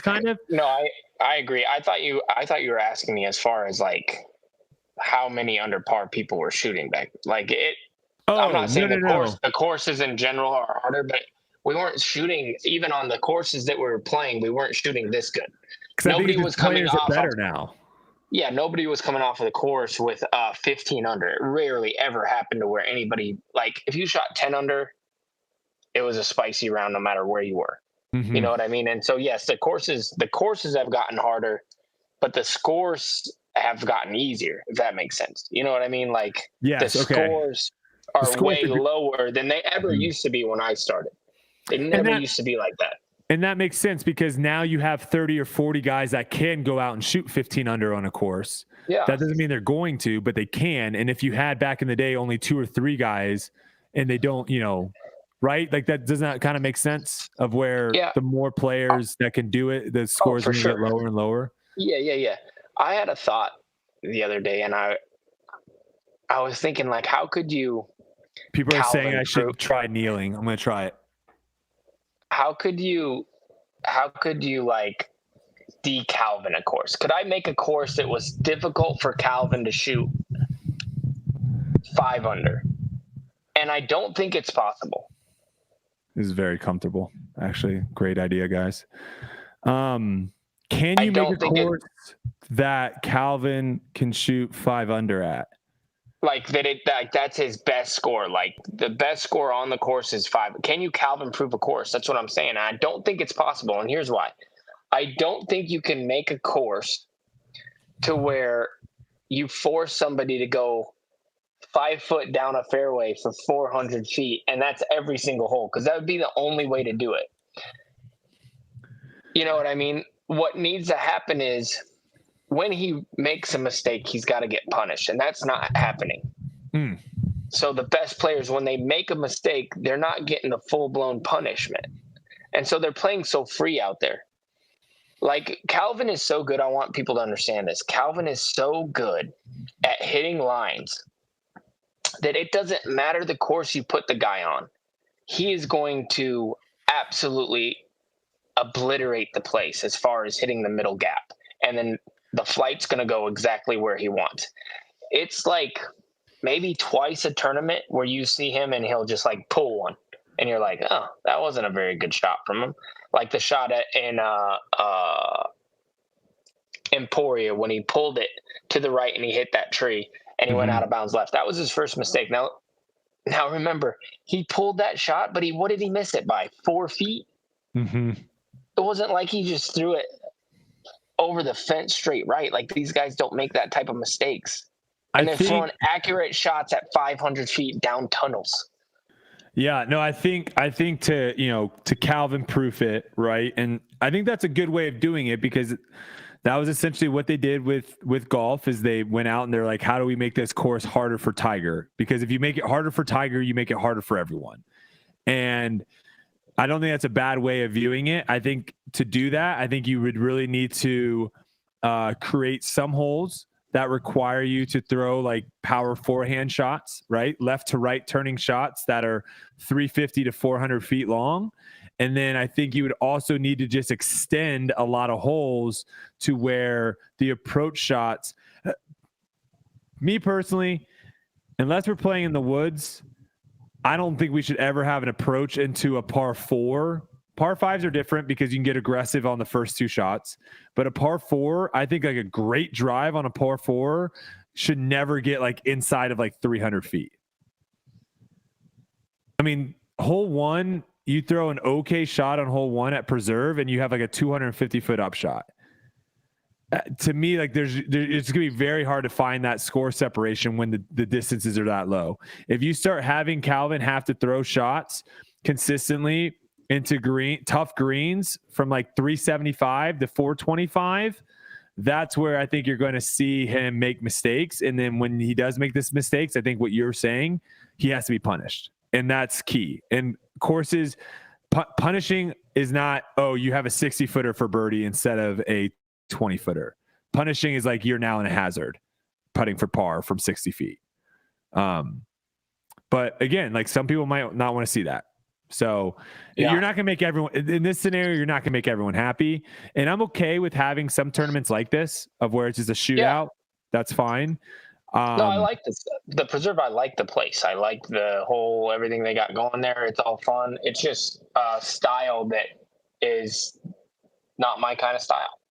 Yep. I don't like that kind of style as far as my game. I enjoy it. I like it. Not saying anything bad about the Preserve, but I do think that it could be harder. A few things to wrap up on the MPO side. Number of MPO players to go -4 or better on hole 18. That basically means that they eagled either 2 days and parred or eagled 1 day and birdied the other 2 days through all 3 rounds at the Preserve. So in 2021, there was 8 players that did it. 2022, there were 10 players that did it. 2023, there were 23 players that shot -4 or better on hole 18. This kind of goes to the fields are just getting deeper. And in total, that finishing hole saw 61 eagles. There were 61 eagles on that hole this year. My goodness. Other thing, this could be a pet peeve. We don't have Katrina on, so I'm just going to say it now. One of my biggest pet peeves, Uli, is this podium talk. Until I see someone push a podium out at the end of a tournament and put first place, second place, and third place standing on this podium. I don't want to hear this podium talk anymore. I don't like it. I don't like the podium talk. You've got a winner. You got a top 5. You got a top 10. You got a top 20. And you got make a cut or the cash line, however you want to say it. To me, until I see the podium, I don't want to hear it. It's not coming out of my words. It's not. Yeah, that's fine. Hey, that's fine. Hey, I will say he made podium. Congratulations. But until I see a podium, I don't want to see it. That is a pet peeve. All right. The course, as far as like the looks of it and all that stuff, I think what we're seeing right now is the stark difference between like this course and the Portland Open, right? Glendoveer versus this course. The stark difference is Glendoveer is a active golf course that has maintenance people working on it. I don't know how many people are working on Kale's property. I'm sure we did see people out there cutting the grass and doing some other things. But I think what we saw was how much of an undertaking it is to actually keep a course looking good on that much land. It takes a lot. And unfortunately, I don't know if it was the weather or whatnot. I personally just didn't think the course was in that great of shape. You know, there's tons of weeds and thorn bushes throughout the fairways. I don't know if it looked that well. I did see some people talking about how it didn't really look that great on coverage. And I think it was probably challenging to go from Des Moines to the preserve. And I don't know if they have it. Do you know if they have irrigation out there? So what I heard is they just went through a big drought and they haven't gotten rain in forever. And that's why it was the way that it is. But do they have, do they have the ability? Do they have irrigation? Oh gosh, I can't talk. Do they have the ability of shooting water on the course themselves? They have to. It used to be a traditional golf course. There's got to be an irrigation system somewhere. I know, but they might not use it though. Yeah, I mean, they don't use it. It's a lot of money. They definitely don't use it. Yeah, I mean, I don't. How important do you think that is, though, to people enjoying the coverage of like the actual look of a course? I don't think it's that important because there's so many different looks of courses that we use on tour as we know it, from Champions Cup to, Portland to Washington to here, all around the country, Montana. Like, it's just always going to have a different look as far as what our courses look like. I don't think that will change for a very, very long time. Okay. All right. Yeah. So if you think the course looked bad, that's on you. Who cares? There were over. That's what you got. There were over 2,000 people that attended across the 3 days, and it wasn't where they were just people showing up for MPO. There were people. Trust me, I had morning tee times all 3 rounds. There were a lot of cars in the parking lot in the morning. It was a very well attended tournament. And I think it just shows how good Minnesota is with the disc golf scene. It's big up there. People came in, supported it. To me, I was seeing people dressing up, in like cool, like Hawaiian outfits. People had signs, like all that really matters, I think, to a lot of players, seeing people getting into it. And to me, even though I feel like I'm cursed at that course, and I keep telling myself every year, like, I'm not coming back. It's so hard not to, because the crowds are so freaking good. I want to play so good there because the crowds are awesome. And, I don't know what else there is to say about it, but I thought the crowds were great all week. And I thought, as a spectator goes, there were so many good holes. The back of hole 9, hole 1's a great hole to spectate. Hole 11 was awesome. Hole 18's a great hole to spectate. There's so many good spectating spots throughout that course. It suits, I think, spectators really well. And I on that aspect, I really like that. I don't know if there's any place that's better as far as that goes. I mean, 2,000 people, that's a lot. And they can do it all at the course as well, as far as parking and all that stuff that was done on site, which they're super lucky to be able to do. I don't know if there's any place better than Minnesota as far as crowds. I really don't. As far as the amount. Someone just asked me if I had to pick between massive crowds or green grass. Good question. I'm going to go with massive crowds. Yeah. The massive crowds can hide the yellow grass. There you go. Yeah. They can just hide it. No one can even see it. All right. I'm going to say a phrase and I'm just going to let you go. And then I'm going to jump in when you're done. Pace of play. It was brutal. But I don't know if it was just me. Pace of play on that place, I was stuck behind one card and there was always like 5 holes ahead of them. Not 5, that's a bit. But a hole and a half. I don't know. We waited a long time on a lot of holes. One round we waited on every single hole. From hole 1 on. I want to know, and if you're listening, please tweet us or leave us, if you're watching this on YouTube after the fact or whatever, please let us know if you're a spectator in person at the course or if you're watching live, does the pace of play affect you at all? And if it does, is it good? Is it bad? Whatever. To me, a big issue right now with the Disc Golf Pro Tour that I hear all the time with live is I don't have 5 hours to watch disc golf, right? We hear that all the time. Who has 5 hours on Sunday to sit down and watch disc golf? It shouldn't be 5 hours, Uli. Like, these rounds are taking 3.5, 4 hours long. We're walking like 11,000 steps. We're not walking that far. It's not like a massive course in the wall in that spectrum. The amount of putts, like how long it takes to putt, doesn't take that long to putt, but yet these rounds take so long. And I'm going to get on my soapbox a little bit. If you're a professional player and you are not thinking about how can I play faster, you are selfish. You are being completely selfish because we all as pros have a product that we're trying to create for the spectators in person and watching.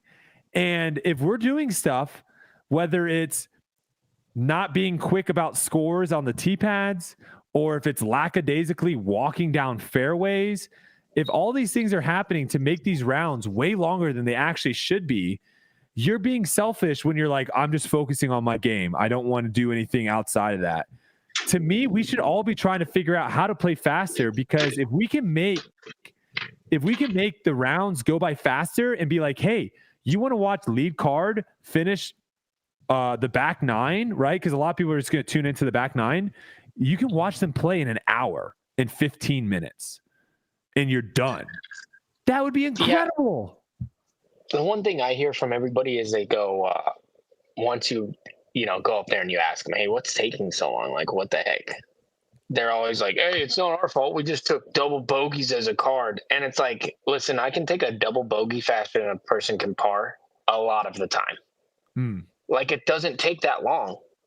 It doesn't take that long accumulatively to play through a hole. It really doesn't. We got kicked off of the course. Not kicked off. We got separated in practice. We were having a 7-some. And we got separated because we had a 1-some or 2-some behind us, and in front of us was 2 film cards. So we were kind of meshed up. And we waited on every single hole for them to finish in front of us as a 7-some. And then we split up, and we started taking longer because of the pace of play in front of them. It's just like, okay, now you got to wait. And then it got backed up and more backed up and backed up, more backed up. It is an individual who's doing it every single time.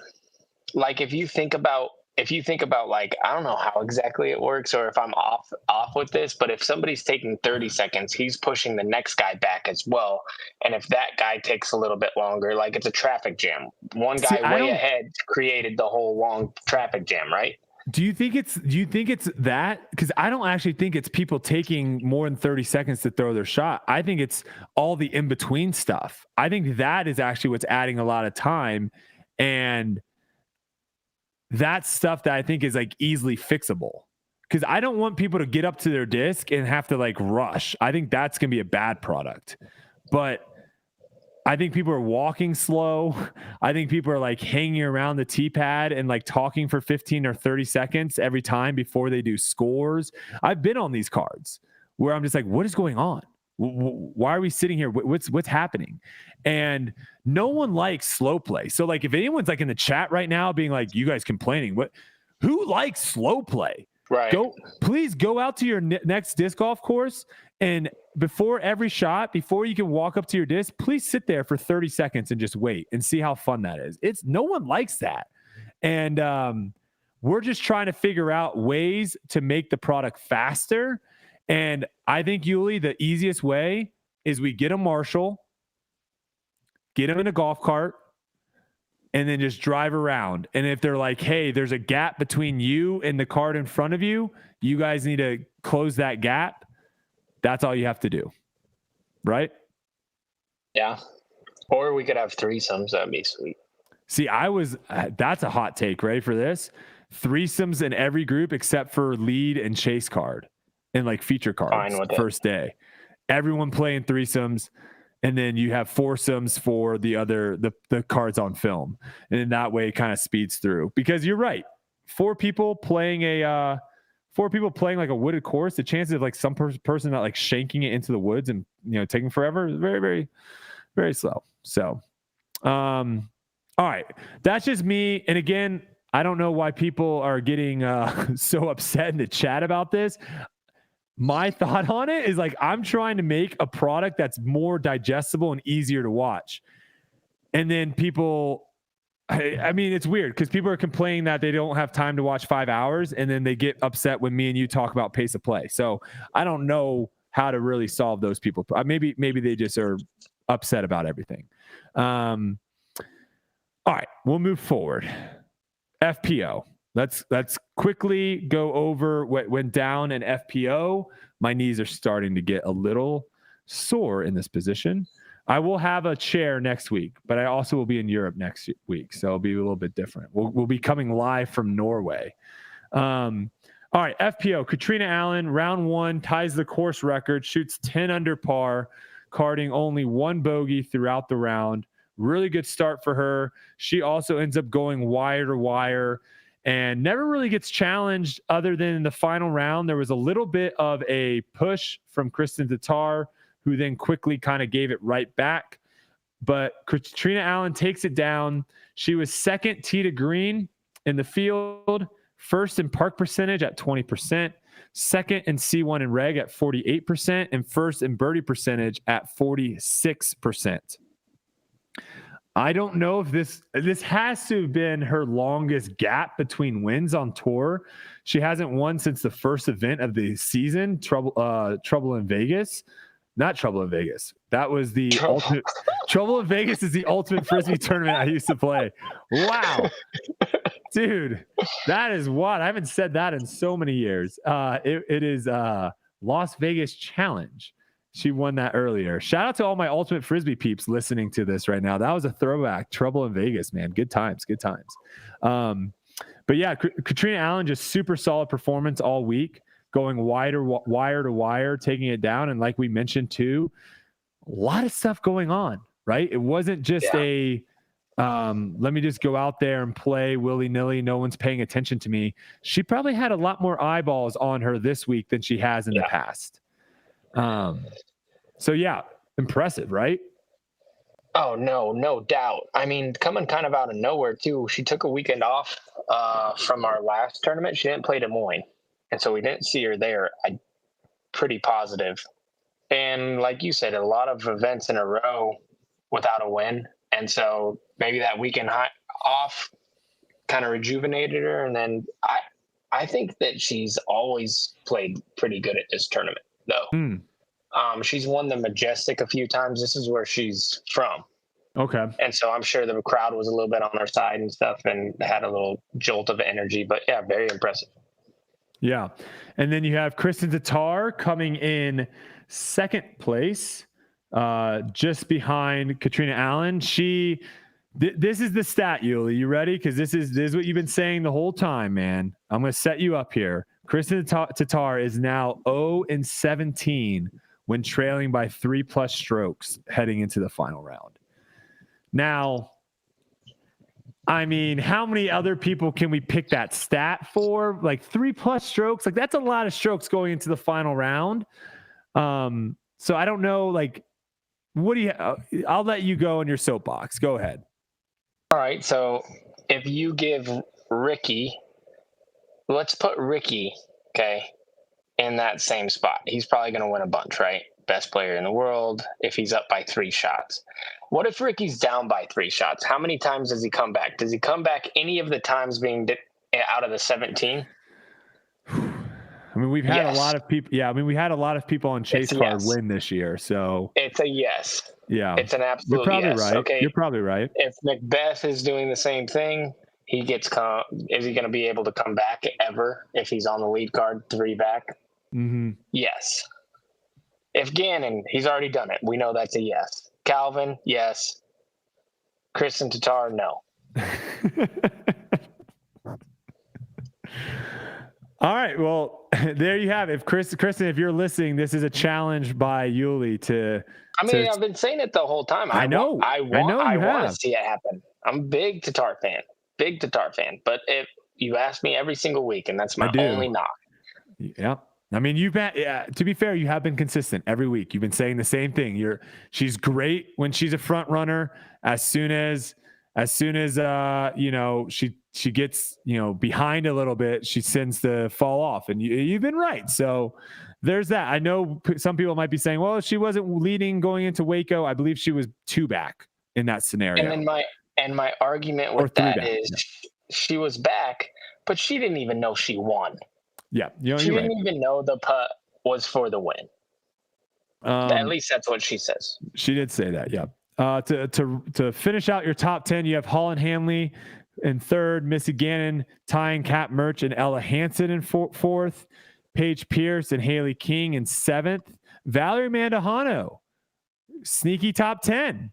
She, if you haven't seen, they just did a full piece on Valerie on the Disc Golf Network talking about the injury, the ankle injury and all that. So if you haven't watched that, go over to the Disc Golf Network, give that a watch. It's a little docu series, or it might not be a series, a small documentary about her injury that she's going through.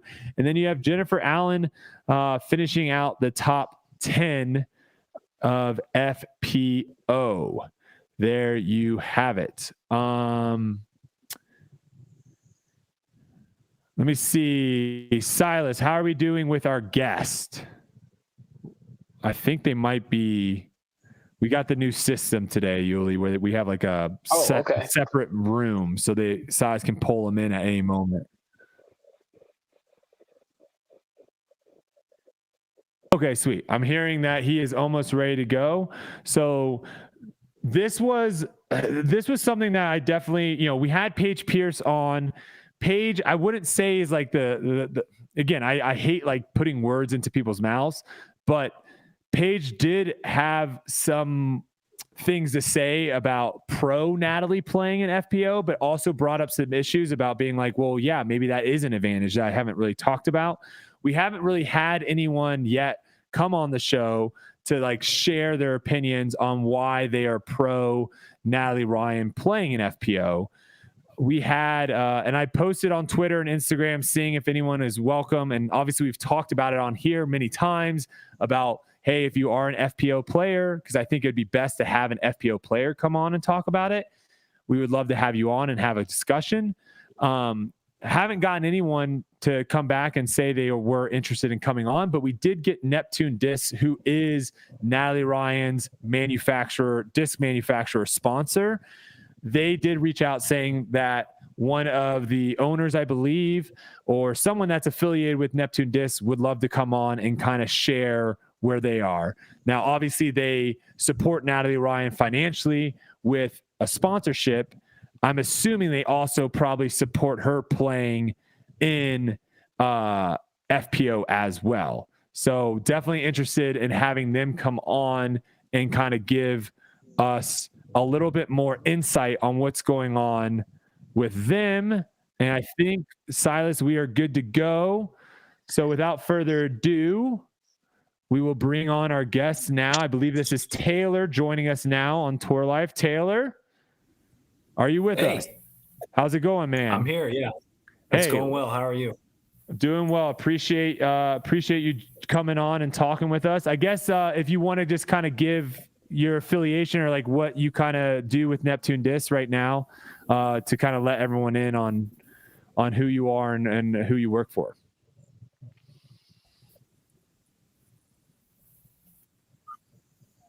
Sure. Yeah. I'm a part owner of Neptune Discs. There's 3 of us in the ownership group. One is my brother and the other is a friend from college. And yeah, we sponsor a handful of different players. We thought it'd be a fun thing to do to try to start a disc golf company. It's actually very hard.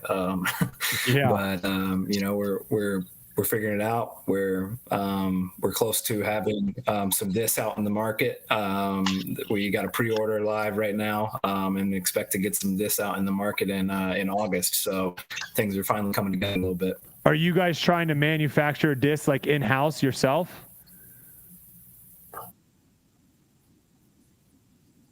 No, we are not trying that at the moment. Right now, we're working with a disc golf manufacturer. So we were working with a disc golf manufacturer, or a plastic injection molding manufacturer who's never made a disc before for our first disc, the Squid, which I have right here, the Squid, and they had never made a disc before, and that kind of showed there was some kinks to figure out, and that's still going on. We actually are still in the process of trying to work with them to get some squids. Oh,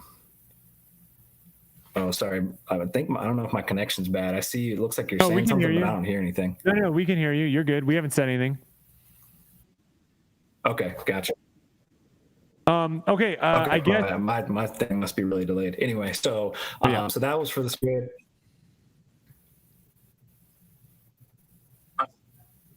Yeah. Okay. So, and then we're working, and then we actually partnered with a different manufacturer, one you've definitely heard of, but I'm not at liberty to say, for our 3 newest molds, which is a putter, a mid, and a fairway.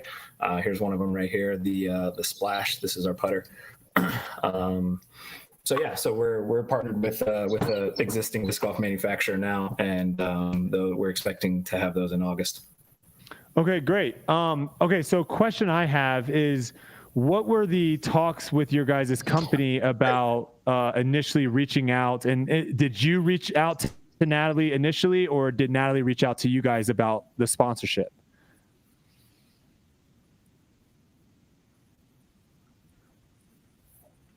Yeah, I reached out to her. So I knew Natalie just from playing locally here in Virginia. And I just reached out to her on a whim, almost as like a joke. At the time, I thought she was still sponsored by Prodigy, and but I had like a little bit of relationship with her. So, and we were just starting out. So I was like, "Hey, what are the chances you wear a Neptune disc hat while you're out on tour?" This would have been 2022, I guess, the beginning of 2022. Yeah, and she goes, well, actually, I'm not sponsored by Prodigy anymore. So I'm looking for a sponsor. And I was like, oh, okay, well, how about we be your main sponsor then? So it kind of really just happened on a whim. And then from there, we realized that, it was something that we were passionate about, trying to support someone like Natalie, who doesn't get a lot of support and was struggling to nail down other sponsors. Do you guys currently sponsor anyone else on the Pro Tour? No one else on the Pro Tour, like full time. We have a couple people that will occasionally pop up at an event if it happens to be close by or something. I myself went to Idlewild last year, or was that 2 years ago? I can't even remember anymore. And then Doug Ferrio, a local Virginia player, he pops up at some events. Rebecca Minnick, she mainly plays in the amateur division, but sometimes she'll play FPO on the tour, just to get that experience. Definitely saw Uli at the Lake Marshall Open last year. I'm a little upset he's not wearing his Neptune disc shirt because I know he's got one. But yeah. Okay. Now, are you guys in talks with anyone else on the Pro Tour about potentially sponsoring? Are you guys putting kind of all your eggs in Natalie's basket, if you will? Definitely not putting all the eggs in that basket. Just not in the talks with anybody on the Pro Tour right now, because our main focus is getting the discs. We really need to get some discs in the market to start getting some sales before we can really ramp up those other talks. We were talking with some people at the beginning of this year when everybody was having contract talks, but then we quickly realized that we're a little bit out of our league to pursue somebody on the MPO side. On the touring side is just a little too expensive for us at the moment. So definitely need to get some cash flow going first. Yeah, makes a lot of sense. Okay, so obviously you guys know that going into sponsoring Natalie was going to make headlines, and you guys were probably going to be connected with Natalie throughout this a lot. And you guys have continued to kind of show support for Natalie playing in the FPO division. I guess, what were your initial thoughts when you saw, a bunch of the FPO players come out this past week at that press conference and say the things that they said about Natalie playing in the FPO division?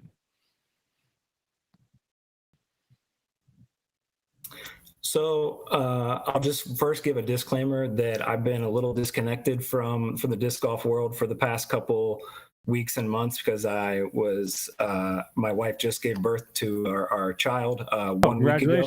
So actually all that was happening while I was in the hospital. So I didn't really thank you. So I didn't see much of it. So my first thought was that's something that's, I don't know. That's something that was just happening, and it is what it is. And I don't know. I didn't really have much thoughts about it. So when you guys first sponsored Natalie, like you said, 2022, and then she has a really great season, and then the news comes out this year that it's she's not going to be allowed to play on the Pro Tour anymore. What was that like as far as being the sponsor? Did that obviously she's not going to be able to play on the Pro Tour anymore. It's going to be smaller events, with the rules that they came up with as far as the PDGA. Yeah, definitely wasn't, ideal. It wasn't something that we wanted. It wasn't something that she wanted, but we just took a step back and realized that part of the reason, obviously part of the reason that we want to sponsor her is for exposure, of course. That's why you want to sponsor somebody on tour. You want to get your name out there. You want to get sales, of course. So when we found out that she wasn't going to be able to be on tour, that was, upsetting. But then part of the reason that we sponsor her is because we agree that with the things that she says, and we are on that side, I guess you could say. So we find it very important to our company values to still support her and give her the ability to go out and do what she loves to do and play this sport. So we've seen in other companies where companies have come out and taken political stances on certain situations, and sometimes they backfire. And we've seen in disc golf, really a lot of companies, unless I missed it, I really haven't seen any other disc golf company really come out and have a stance on the issue of, Natalie Ryan playing in FPO or transgender playing in FPO. What was the thought going in behind saying, hey, we're okay with coming out and supporting this, even though no other company around is doing so? Yeah, our thought was that was just how we truly felt and what we truly believed was right. So it didn't feel weird at all to say that. But then I guess from kind of a monetary point of view, like we have nothing, so we really have nothing to lose. You know, we're not some well-established brand with with lots to lose. So what does it hurt us to just say our truth and say what we feel is right and be positive? And if it doesn't work out, it doesn't work out. Are you willing to discuss kind of more the side of have an open discussion on why you feel it's fair for Natalie Ryan to compete in FPO? Sure. Okay. Because my big question in all of this is, do we agree that there is a difference between male and female sports in athletics? Yep. Okay. So we agree that the FPO division in disc golf is a protected division. Only females can play in the FPO division, where the MPO division is a division that anyone can play in. There's no one that is not allowed to play in the MPO division. I'd have to look up the verbiage. I thought it was a protected division for women. I thought that was the terminology. Okay, I get. Yeah, I don't know exactly if what is correct, women or female. Sorry, I'm not sure. But yes, it's a protected division. If it is women, we all agree that is a protected division for women. Yeah. Okay, and so the argument, I guess, right, is someone transitioning from a man to a woman, I guess, if we want to use that word verbiage, is that fair to now compete, to be able to compete in the women's division? Yeah, I mean, in my opinion, obviously, yes. Natalie is a woman, so she can compete in the women's division.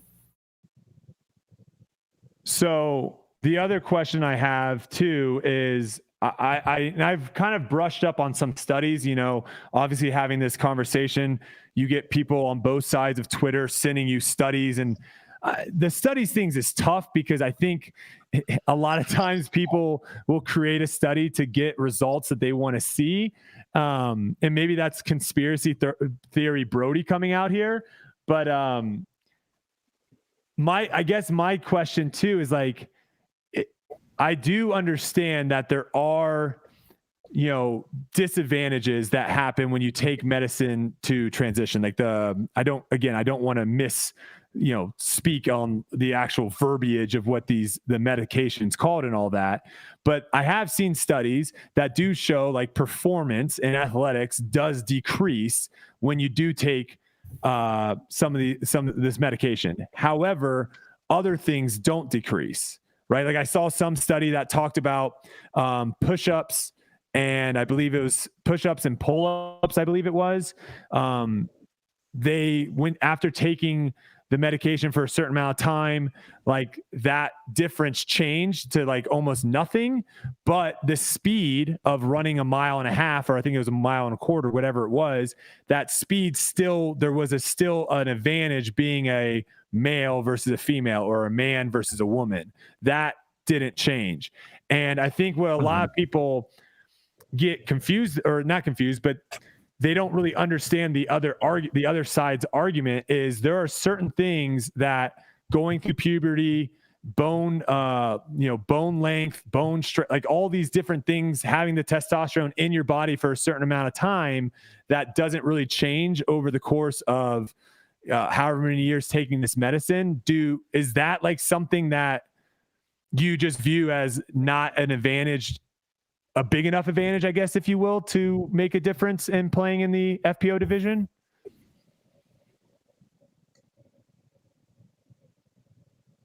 I'll start with I haven't seen that, so I'd be happy to see that. But then to go into it a little further, I mean, you know, that is one thing. So you know, I guess it boils down to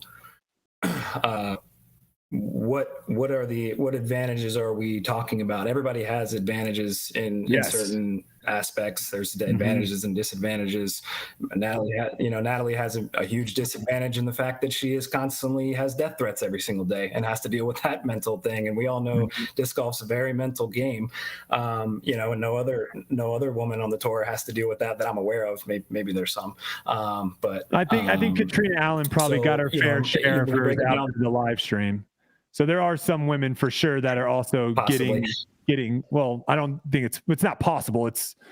I mean, it's their word saying it. So it's happening on both sides. And again, I don't think this is like a pissing match of like who's getting more hate. I think hate on both sides is bad. I don't think it should happen, but it definitely is happening on both sides. Yeah, for sure. I mean, I haven't seen that. Like I said, I haven't seen anyone give a death threat to anyone other than Natalie, but I'm not as close. I don't talk to them. So, you know, I mean, they don't need to prove anything to me, but anyway, so back to your point. You know, I don't argue typically I don't argue at all, really. I mean, I just say what I feel. But I don't really focus on the advantage part. That's not the part that I even talk about, because I don't have any data on that. I mean, in my opinion, anyone should be comparing the women to the transgender women, but all I ever see is women compared to men. That's not a fair comparison in my opinion, because Natalie is not a man. It's to me, it's as simple as that. So when I argue that Natalie is a woman, and she's proven that actually by the laws of our country that she's a woman. So that's where I stop. You know, she's a woman by literally our laws, so she should play in the women's division.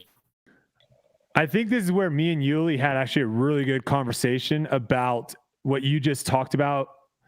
I agree with you. There are advantages on both sides, right? I have certain advantages in my life that you don't have. You have certain advantages in your life that I don't have.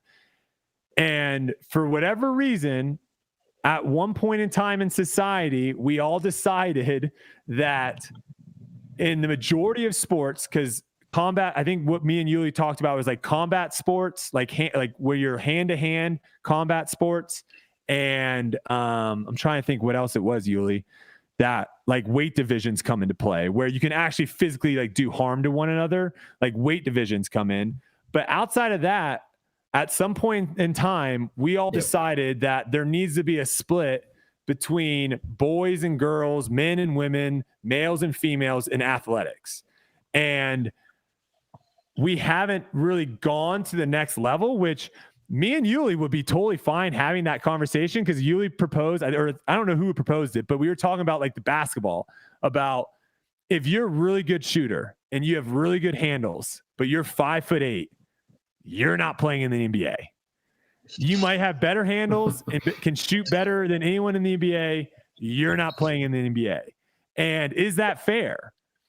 And I guess the answer to that is like, as of right now, the way that we have everything set up, like that's just the cards you are dealt, right? And the only separation that we have right now, and if you look in disc golf, we have other separations too, right? We have age divisions. We have age protected divisions of where if you're not over the age of 50, you cannot play in an age in that division. You can't say like, I feel like I'm 51 and you're actually 45 and play in that division, right? Everyone in that division would be very upset. And so I think that sometimes is what some people are looking at this is like, you have the FPO division and they've created this division between, but I also agree with you in the sense that maybe some people are comparing females to males or women to men when they need to be comparing women to trans women, right? Transgender women. Yeah. And I guess there's just not a big sample size for that. That's for sure. You know, so being able to say like, just go Natalie versus someone else, that's a sample size of one. That's not enough proof, you know? So like you need way, way more data and we just don't have that. Yeah, and I guess the tricky thing to me, and this was like a question I was pondering, and maybe you have the answer for it, is there going to become a line of where you're too athletic? Like you were given too many advantages as a man to where even if you do transition, you don't qualify? Because again, we're looking at a very small sample size, right? Definitely not the answer to that. But like we're looking at a very small sample size, right? Mhm. And and again, all this turns into fairness, right? This is what this is all about. Like if I go out there and I lose to Uli, I'm not upset because it's unfair. If I go out and lose to you, Ricky or Paul or any of these people, I don't look and be like, this is unfair. There are some FPO players right now that are looking at this and saying, this is unfair. I'm playing against someone that it shouldn't be playing in my division. Right. So my question is, do we go down like a slippery slope of where someone that is more athletic, more talented, decides to transition over? Does that person all of a sudden does it become unfair? Yeah, like if somebody does, and then they play in the tournament and they just start winning every single tournament, and it's not even close. Is there a fairness problem there, or is it's just fine because that's the rules? Yeah, so I mean, like we can all appreciate that this is like a vast hypothetical, right? I mean, this is nowhere close to what is going on with Natalie. She doesn't even come close to winning all the time, right? So this is some potential thing that you're. Yeah. Well, yeah, and I think we can all agree too. If Natalie was playing in MPO, right, and everyone can play in MPO. You know, we've seen FPO players in the past play at USCGC and all that stuff. If Natalie was playing in MPO, we can all agree that Natalie wouldn't be on the Pro Tour on the MPO side. Well, she could be on the Pro Tour, but she probably wouldn't be, cashing and things like that too often. Based on her rating. Yeah, Natalie would have to qualify. I would say, Oh, sorry. Go ahead. There is a delay, so it's a little bit. It's a little tricky. But go ahead. Sorry about that. Yeah. Sorry. To go back to your hypothetical, though, in my opinion, and everything, again, is just my opinion. I think that if someone was genuine in their life, and that they truly genuinely identified and transitioned to a woman, that's that. I guess I sound like a broken record, but I mean, if they were dominating, like you hypothetically suggested, I really wouldn't think twice about it. And I know others would, but I wouldn't personally. I would think that they're a woman and they should play in the women's division. I mean, it's just that bottom line for me. In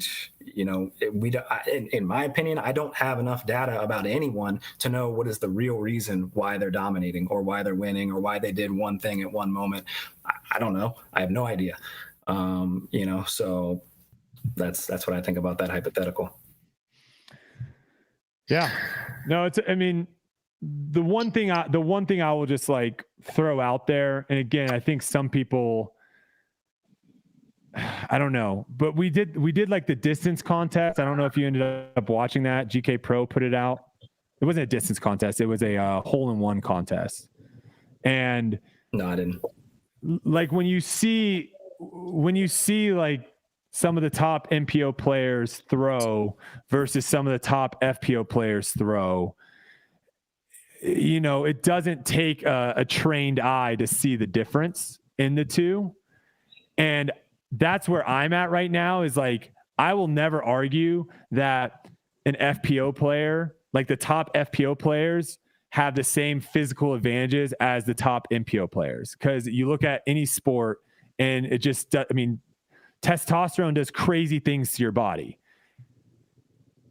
The science, I guess, that's not out right now, or really hasn't been around long enough to see, is like, and it's a weird way of saying it, but it's like, can you make someone that was born a man that has transitioned into a woman, can you make that person less athletic to be on a fair playing field as the women? Because I don't think you're arguing that the top FPO players can play with the top MPO players, right? You don't. No, do you see the? I'm definitely not arguing that. I'm definitely not. I'm not trying to compare the men to the women at all, because like I said earlier, I don't think that's a fair comparison. I think that so many things happen within the transition that totally change the outlook, and that's the ultimate thing, right? Isn't a fair comparison. Yeah. But that's the ultimate thing is like, does it change? The question is, does it change enough to reduce all the advantages that we both agree men have over women? That's the big question. Yeah. That is the big question. Yeah. And, so would be nice to have some good data on that. But like we said, there's conflicting things out there. Like you pointed out, I can point to articles as well, and I can send you some after this if you're interested in it, that are on the pro transgender side, and, say that there's not advantages, and even go into the concept, like I was kind of getting at earlier, like advantages is not just pure distance in disc golf. I mean, that's one aspect. There's so many other disadvantages that those could vastly outweigh the advantages, but no one ever talks about what that. Are some of those disadvantages?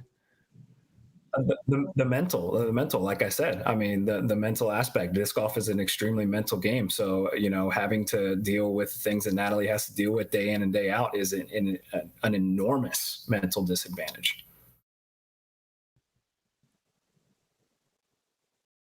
Gotcha. Okay. Yeah. Uli, you got anything else, brother? No, I'm curious. The one thing that I wanted to ask is, with the support that you give Natalie, I can't help but remember like a post that she made once where she essentially said, if I'm not able to play, I'm going to take the whole thing down with me. Like, as a company who supports her, like, is there any sort of PR that you're trying to do to like be like, hey, let's like not throw shade on the whole sport, or is that just something that your relationship with her is, you say what you need to say, we support you, and we move on to the next day? Yeah, more so the latter, more so the second one. I mean, I'm not going to lie and say that I think that's some kind of great thing to say, and she'd probably admit that too. That she, at times gets, a little heated and might say something that maybe if you ask her to reflect upon it in the future, she might say maybe she shouldn't have said that. But I'm in no position to tell her what she should say on her platform, even though I am her sponsor. I mean, that's how I look at it. Again, I want her to speak her truth, and I trust that she's gonna have our best interests. And yeah, sometimes maybe she might get a little heated and say something like that, but sure. At the end of the day, she's got our support, unless she really, really goes to like, if anybody goes to like some crazy extreme, then obviously I can't support that. But I don't, I didn't. Is it a great PR thing? No, but is it the worst thing in the world? Also, yeah, you don't think she's crossed the line, is what you're saying? I don't think so. And obviously, but once again, everybody has different opinions. Some people would say she has, but I don't think she has. No, I mean, no one knows what it's like to be her other than her. She wants to use her platform to speak her truth. I would say I definitely have a closer look into her situation than most people. And I know that, it's literally horrible. I mean, I've seen the stuff. It's extremely visceral, extremely hateful, and I truly cannot imagine dealing with that. So who am I to tell her what to say? Yeah, I mean, I think we can all agree that regardless of what your idea is or your opinion on the matter is, it's unfortunate that our country, especially right now, is so divided. Like, it's just so divided of where, I hope this conversation can maybe change a couple people's opinion on just not necessarily like whether they agree with you or agree with us or whatever, but maybe change their opinion on how to have a conversation about it. Because when you just go straight hate right off the gate, like, I think nothing good comes of that. And I know it's going on both sides, and I don't think it's good. I don't think anyone should deserve it, regardless of what they view on this. And I don't know, man. Hopefully just having conversations more like this. We definitely want to have more FPO players on because I think their voices are probably the ones that should be heard the most on this on both sides. And but we do appreciate you coming on and having this conversation. And we hope this leads to more civil discourse in the future on the topic, because we all know as of right now, this topic's not going anywhere and it's not solved. And we'll just kind of see what happens moving forward. But we do appreciate you coming on tonight.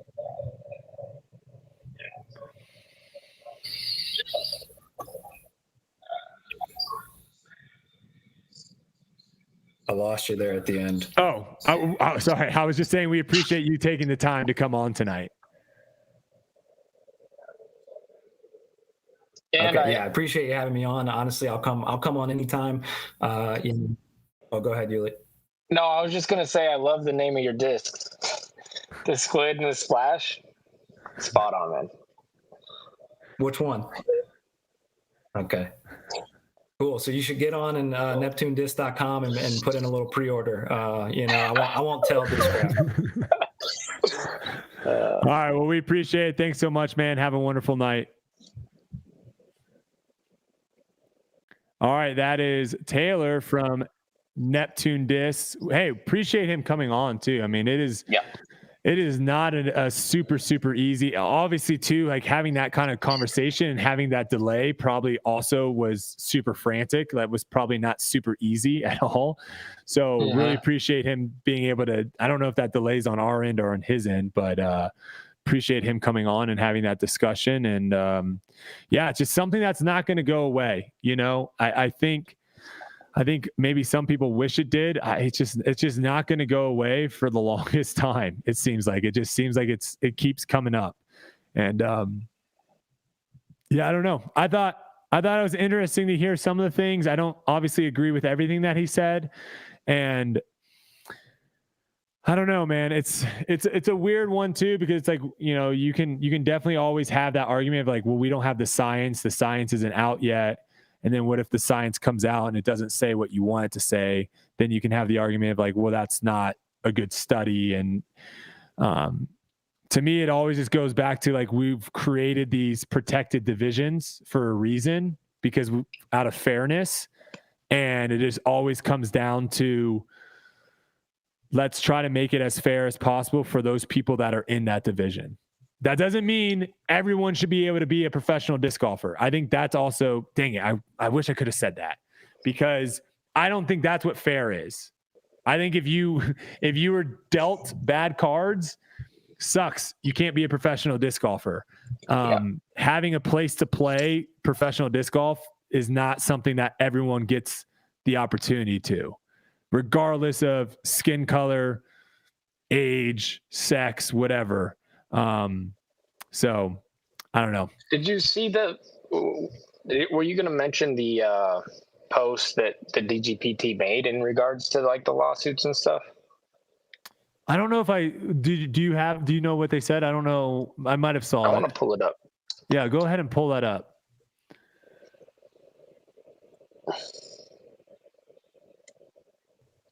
And I don't know. I wasn't, paying attention to chat. I know Silas was trying to do his best job at moderating, so hopefully everyone in the chat was, held themselves to a decent thing to where we don't have to, having the chat is awesome. I love doing these lives. Obviously, a lot of people are listening to us after the fact, whether it's on YouTube or wherever. But having the chat is awesome, and hopefully everyone we're cordial enough in the chat, because I don't want to have to ever silence the chat. I think that's the worst. Being able to come on here and talk and say your spiel is awesome, but I think if you can do it in a non-hateful way, that's also great. So I don't know. I think sometimes too, we get a little bit, I get a little bit of a bad rap for some of my fans, which I think is unfair. I think a lot of people that are on here right now handle themselves very well. So I want to say I appreciate all that. That means a lot, because obviously people that tune into the Disc Golf Pro Tour on YouTube and stuff, don't, and that's why they have to shut it down. So I appreciate you guys doing that. That means a lot to me. Did you have it pulled up, Uli? I'm not finding it. I think I might have it. 1 second. I think I just broke my mic stand. Oh no. I'll have to figure that out after the fact, but it is spinning now. And yeah, I'm not seeing it, so I don't want to say something. Okay, well we can bring it up next week if you find it. We can bring it up next week. But we're going to continue to try to bring on people from all different viewpoints. I mean, I think that's the beauty of the show is Uli and myself are not afraid to have anyone on the show, not afraid to have any sort of conversation with anyone. So we're gonna keep trying to get as many people as we can that will come on the show. So, all right. Few things here to wrap it up, Uli. The PDGA Euro Tour, aka the Paul Macbeth Euro Tour, went down at the Swedish Open this past weekend. You have Sylvia Saarinen winning FPO. If I butchered her name, I do apologize. And Paul Macbeth wins MPO by shooting a final round course record, taking down Nicholas Antilla and Bradley Williams. Also, another American over there, Clay Edwards. Good top 5 finish for Clay Edwards, taking 4th, alongside Dennis Augustin, who actually held the lead after round 1. So he went out, shot the hot round on round 1 and held on to a top 5 finish. So Paul's Euro Tour is coming to an end soon. All the Americans are coming over, baby. In 2 weeks, we're going to all be in Sula Open. Most of us will be in Sula Open. And then European Open will probably be, I say probably, I can say this will without a doubt be the most competitive European Open or the strongest field the European Open has ever seen. I think you're 100% right. There's going to be so many good players there, and I'm looking forward to see how the talent has increased in Finland and in Estonia and all those places, because usually all the best players from all those countries will be at the European Open. Yeah, it's going to be awesome.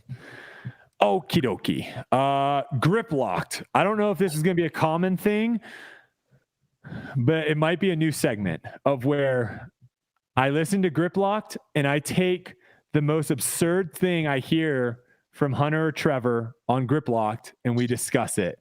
So here we go, Uli. Trevor, at one point in time, compared Steady Ed, who was the founder of disc golf. He compared Steady Ed to Michael Jordan. He essentially said that Steady Ed currently has disc on DGA's website for sale with his ashes in them, right? So Steady Ed, I guess in his will, asked to be cremated and then have his ashes spread amongst a bunch of Frisbees. Super cool. Some of those Frisbees are still for sale. They have not been all bought yet. Now, we don't know how many. We don't know if it was 100. We don't know if it was 10,000. We have no idea. However, comparing Steady Ed to Michael Jordan, because he was essentially saying if Michael Jordan dies and gets cremated and his ashes go into a bunch of basketballs, those basketballs are going to get bought instantly. And he was basically making the argument that disc golfers don't care about history, like the collector market. They don't care about it. What are your thoughts on hearing Steady Ed and Michael Jordan in the same breath? I mean, no. No. He did say playing cards, but I think basketballs would be better than playing cards. Now, I do think 15, 20 years from now, those discs and things with Steady's ashes in them will be more collectible than they are now. But I mean, do we even who invented basketball? Who was the guy? Oh, come on. Naismith, baby. Naismith. Okay. But that's a good question. Are people going nuts over James Naismith? Are people Are people Like, like let's compare Steady to that guy, not Michael Jordan to, are we going to compare Paul Macbeth to Naismith? Yeah, I think to me that's where you took the best basketball player of all time, and then you compared it to the person that created disc golf, and it's like those two things definitely do not. It would have been more of a Paul Macbeth, or if you're a Ken Climo guy, comparing those two. But I heard that and I was like, ooh, okay. So we'll see. We'll see if we continue this, but that's a fun one. I haven't seen those guys in a hot minute.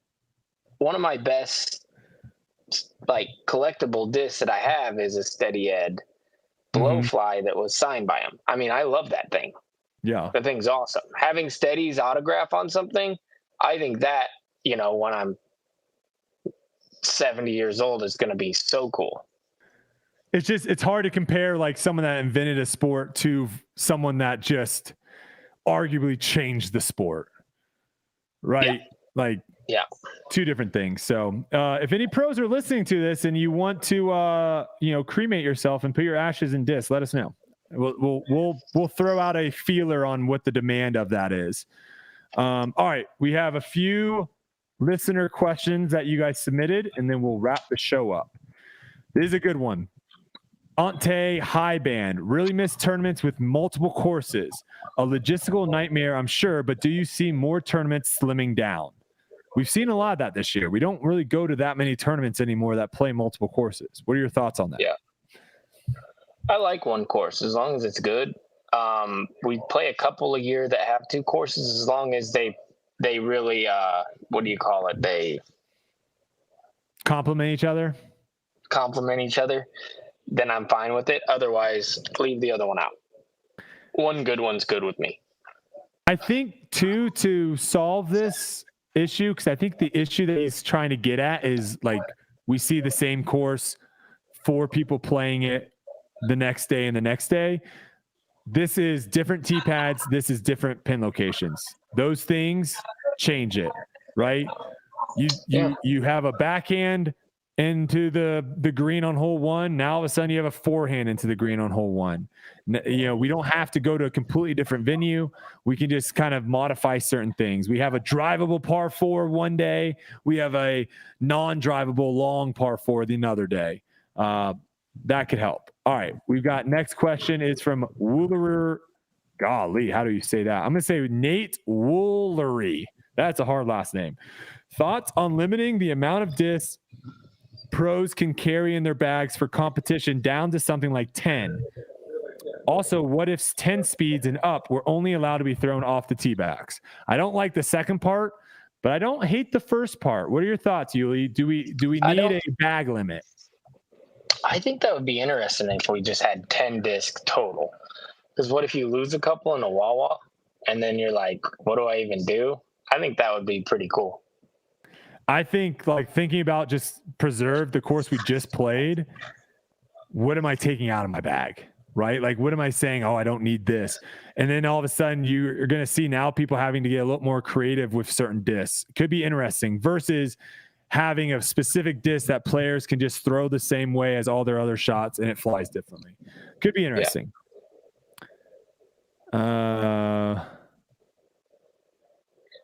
Eric Elam, if you have 2 hours a week to practice, is a question for you, Uli. If you have 2 hours a week to practice, what would be most beneficial to focus on to improve your scores as an amateur? Putting, approaches, mid-range shots, distance? How would you split up the time? Forehand, 300 to 335, backhand, 300 to 350? You got 2 hours a week. What should you do to get the most bang for your buck? 2 hours a week? Are you playing in rounds? Or is it just like... Let's say that you have 2 hours of practice and you're playing a couple times, you're playing 2 or 3 practice rounds a week.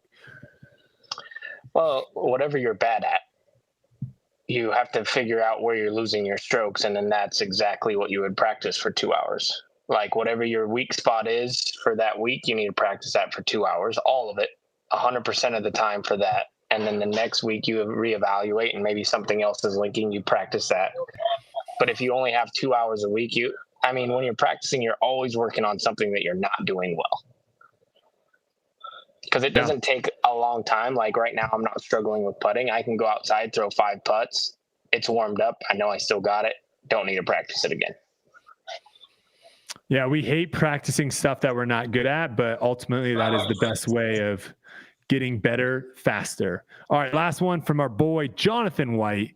Does par really matter? Someone had posted a picture of a flat 522 feet par 3 at a course and was complaining it was too long. Others were saying everyone plays the same hole, so it doesn't matter. My opinion, most flat holes should be max 450 par 3. So the question, Uli, does par really matter? Yes. Yes, I would also agree. Highly yes. And it matters too with if you make a super short par 4 that no one can reach, but everyone can get in between like 200 and 100 feet, score separation is going to be terrible. If you make a par 3 that no one can reach, but everyone can get there pretty easily with two shots, score separation is terrible.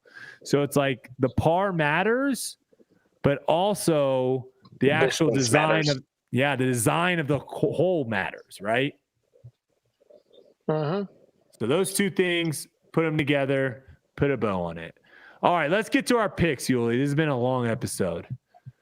We still got tons of people watching us live. Thank you guys all so much for hanging out. You're going to hate to see it, Uli. You're going to hate to see it, brother. Number 6 for the big boy. I got 6 winners this year, baby. Picking Ricky Wysocki, getting me 5 pointers. Then I got an AB top 10, giving me that 1 point. And Calvin Heimberg gives you 3 points for his tied for second. I botched it. The 1 week I go for like some squirrely, I would say squirrely picks, trying to go out on a limb. Your other 2 picks, 41st, 59th, to be fair, they have both crushed me, but we get no points for those. Are you at all intimidated by the fact that I've picked 6 winners this year? No. And not even a little bit. How much of an advantage do you think you have the fact that you've played this course versus me? Dang, your career earnings are over $330,000. Jeez, kind of big time, dude. You're kind of freaking big time, man. It's a lot of C tier and B tiers, dude. Hey, man. However you have to do it. Did we decide? Are we doing 2 weeks? We can't pick the same people 2 weeks because I know you said not last week, but this week we're doing 2 weeks. Yeah. Okay, so that means a lot of people are off the board. Okay. A lot of people are off the board. You're going first. Wow. I'm going Gannon. Nope, can't. Picked him 2 weeks ago. No, we were saying from this week moving forward. Wait, what? We said that last week, I thought. Yeah, so the people we picked last week, we can no longer pick them. Wait, so we can pick people from 2 weeks ago? Yeah. But next week, we're not going to be able to pick people from 2 weeks ago. Yeah. So AB, Isaac, Ricky, Calvin, Schultz, and Austin Turner will be off the Turner next week for Sula Open. Yeah.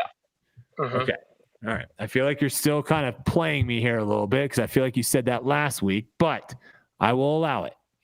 All right. So you are taking Gannon. Okay. I will take Matty O. He's sleeping right next to me right now. Love it.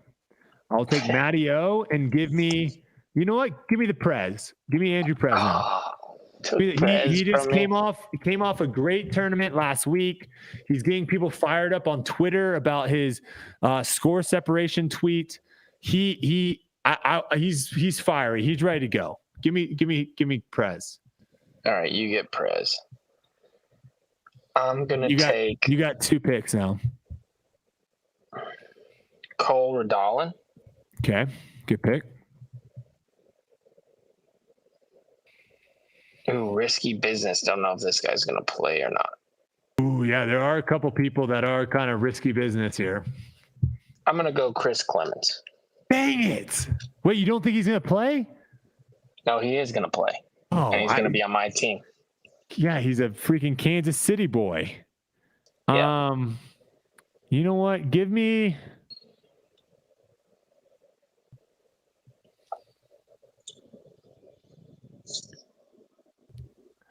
Unprecedented. Never been done. Taking Uli. Unprecedented. Ooh. First time ever picking the opposition themselves. So we'll see. Smart. We'll see how we go. Very smart. All right. That's going to do it for this week of Tour Life. I think we hit all the topics. Really appreciate everyone for tuning in. And I will get a chair. Don't worry. We're slowly getting the furniture at this place set up.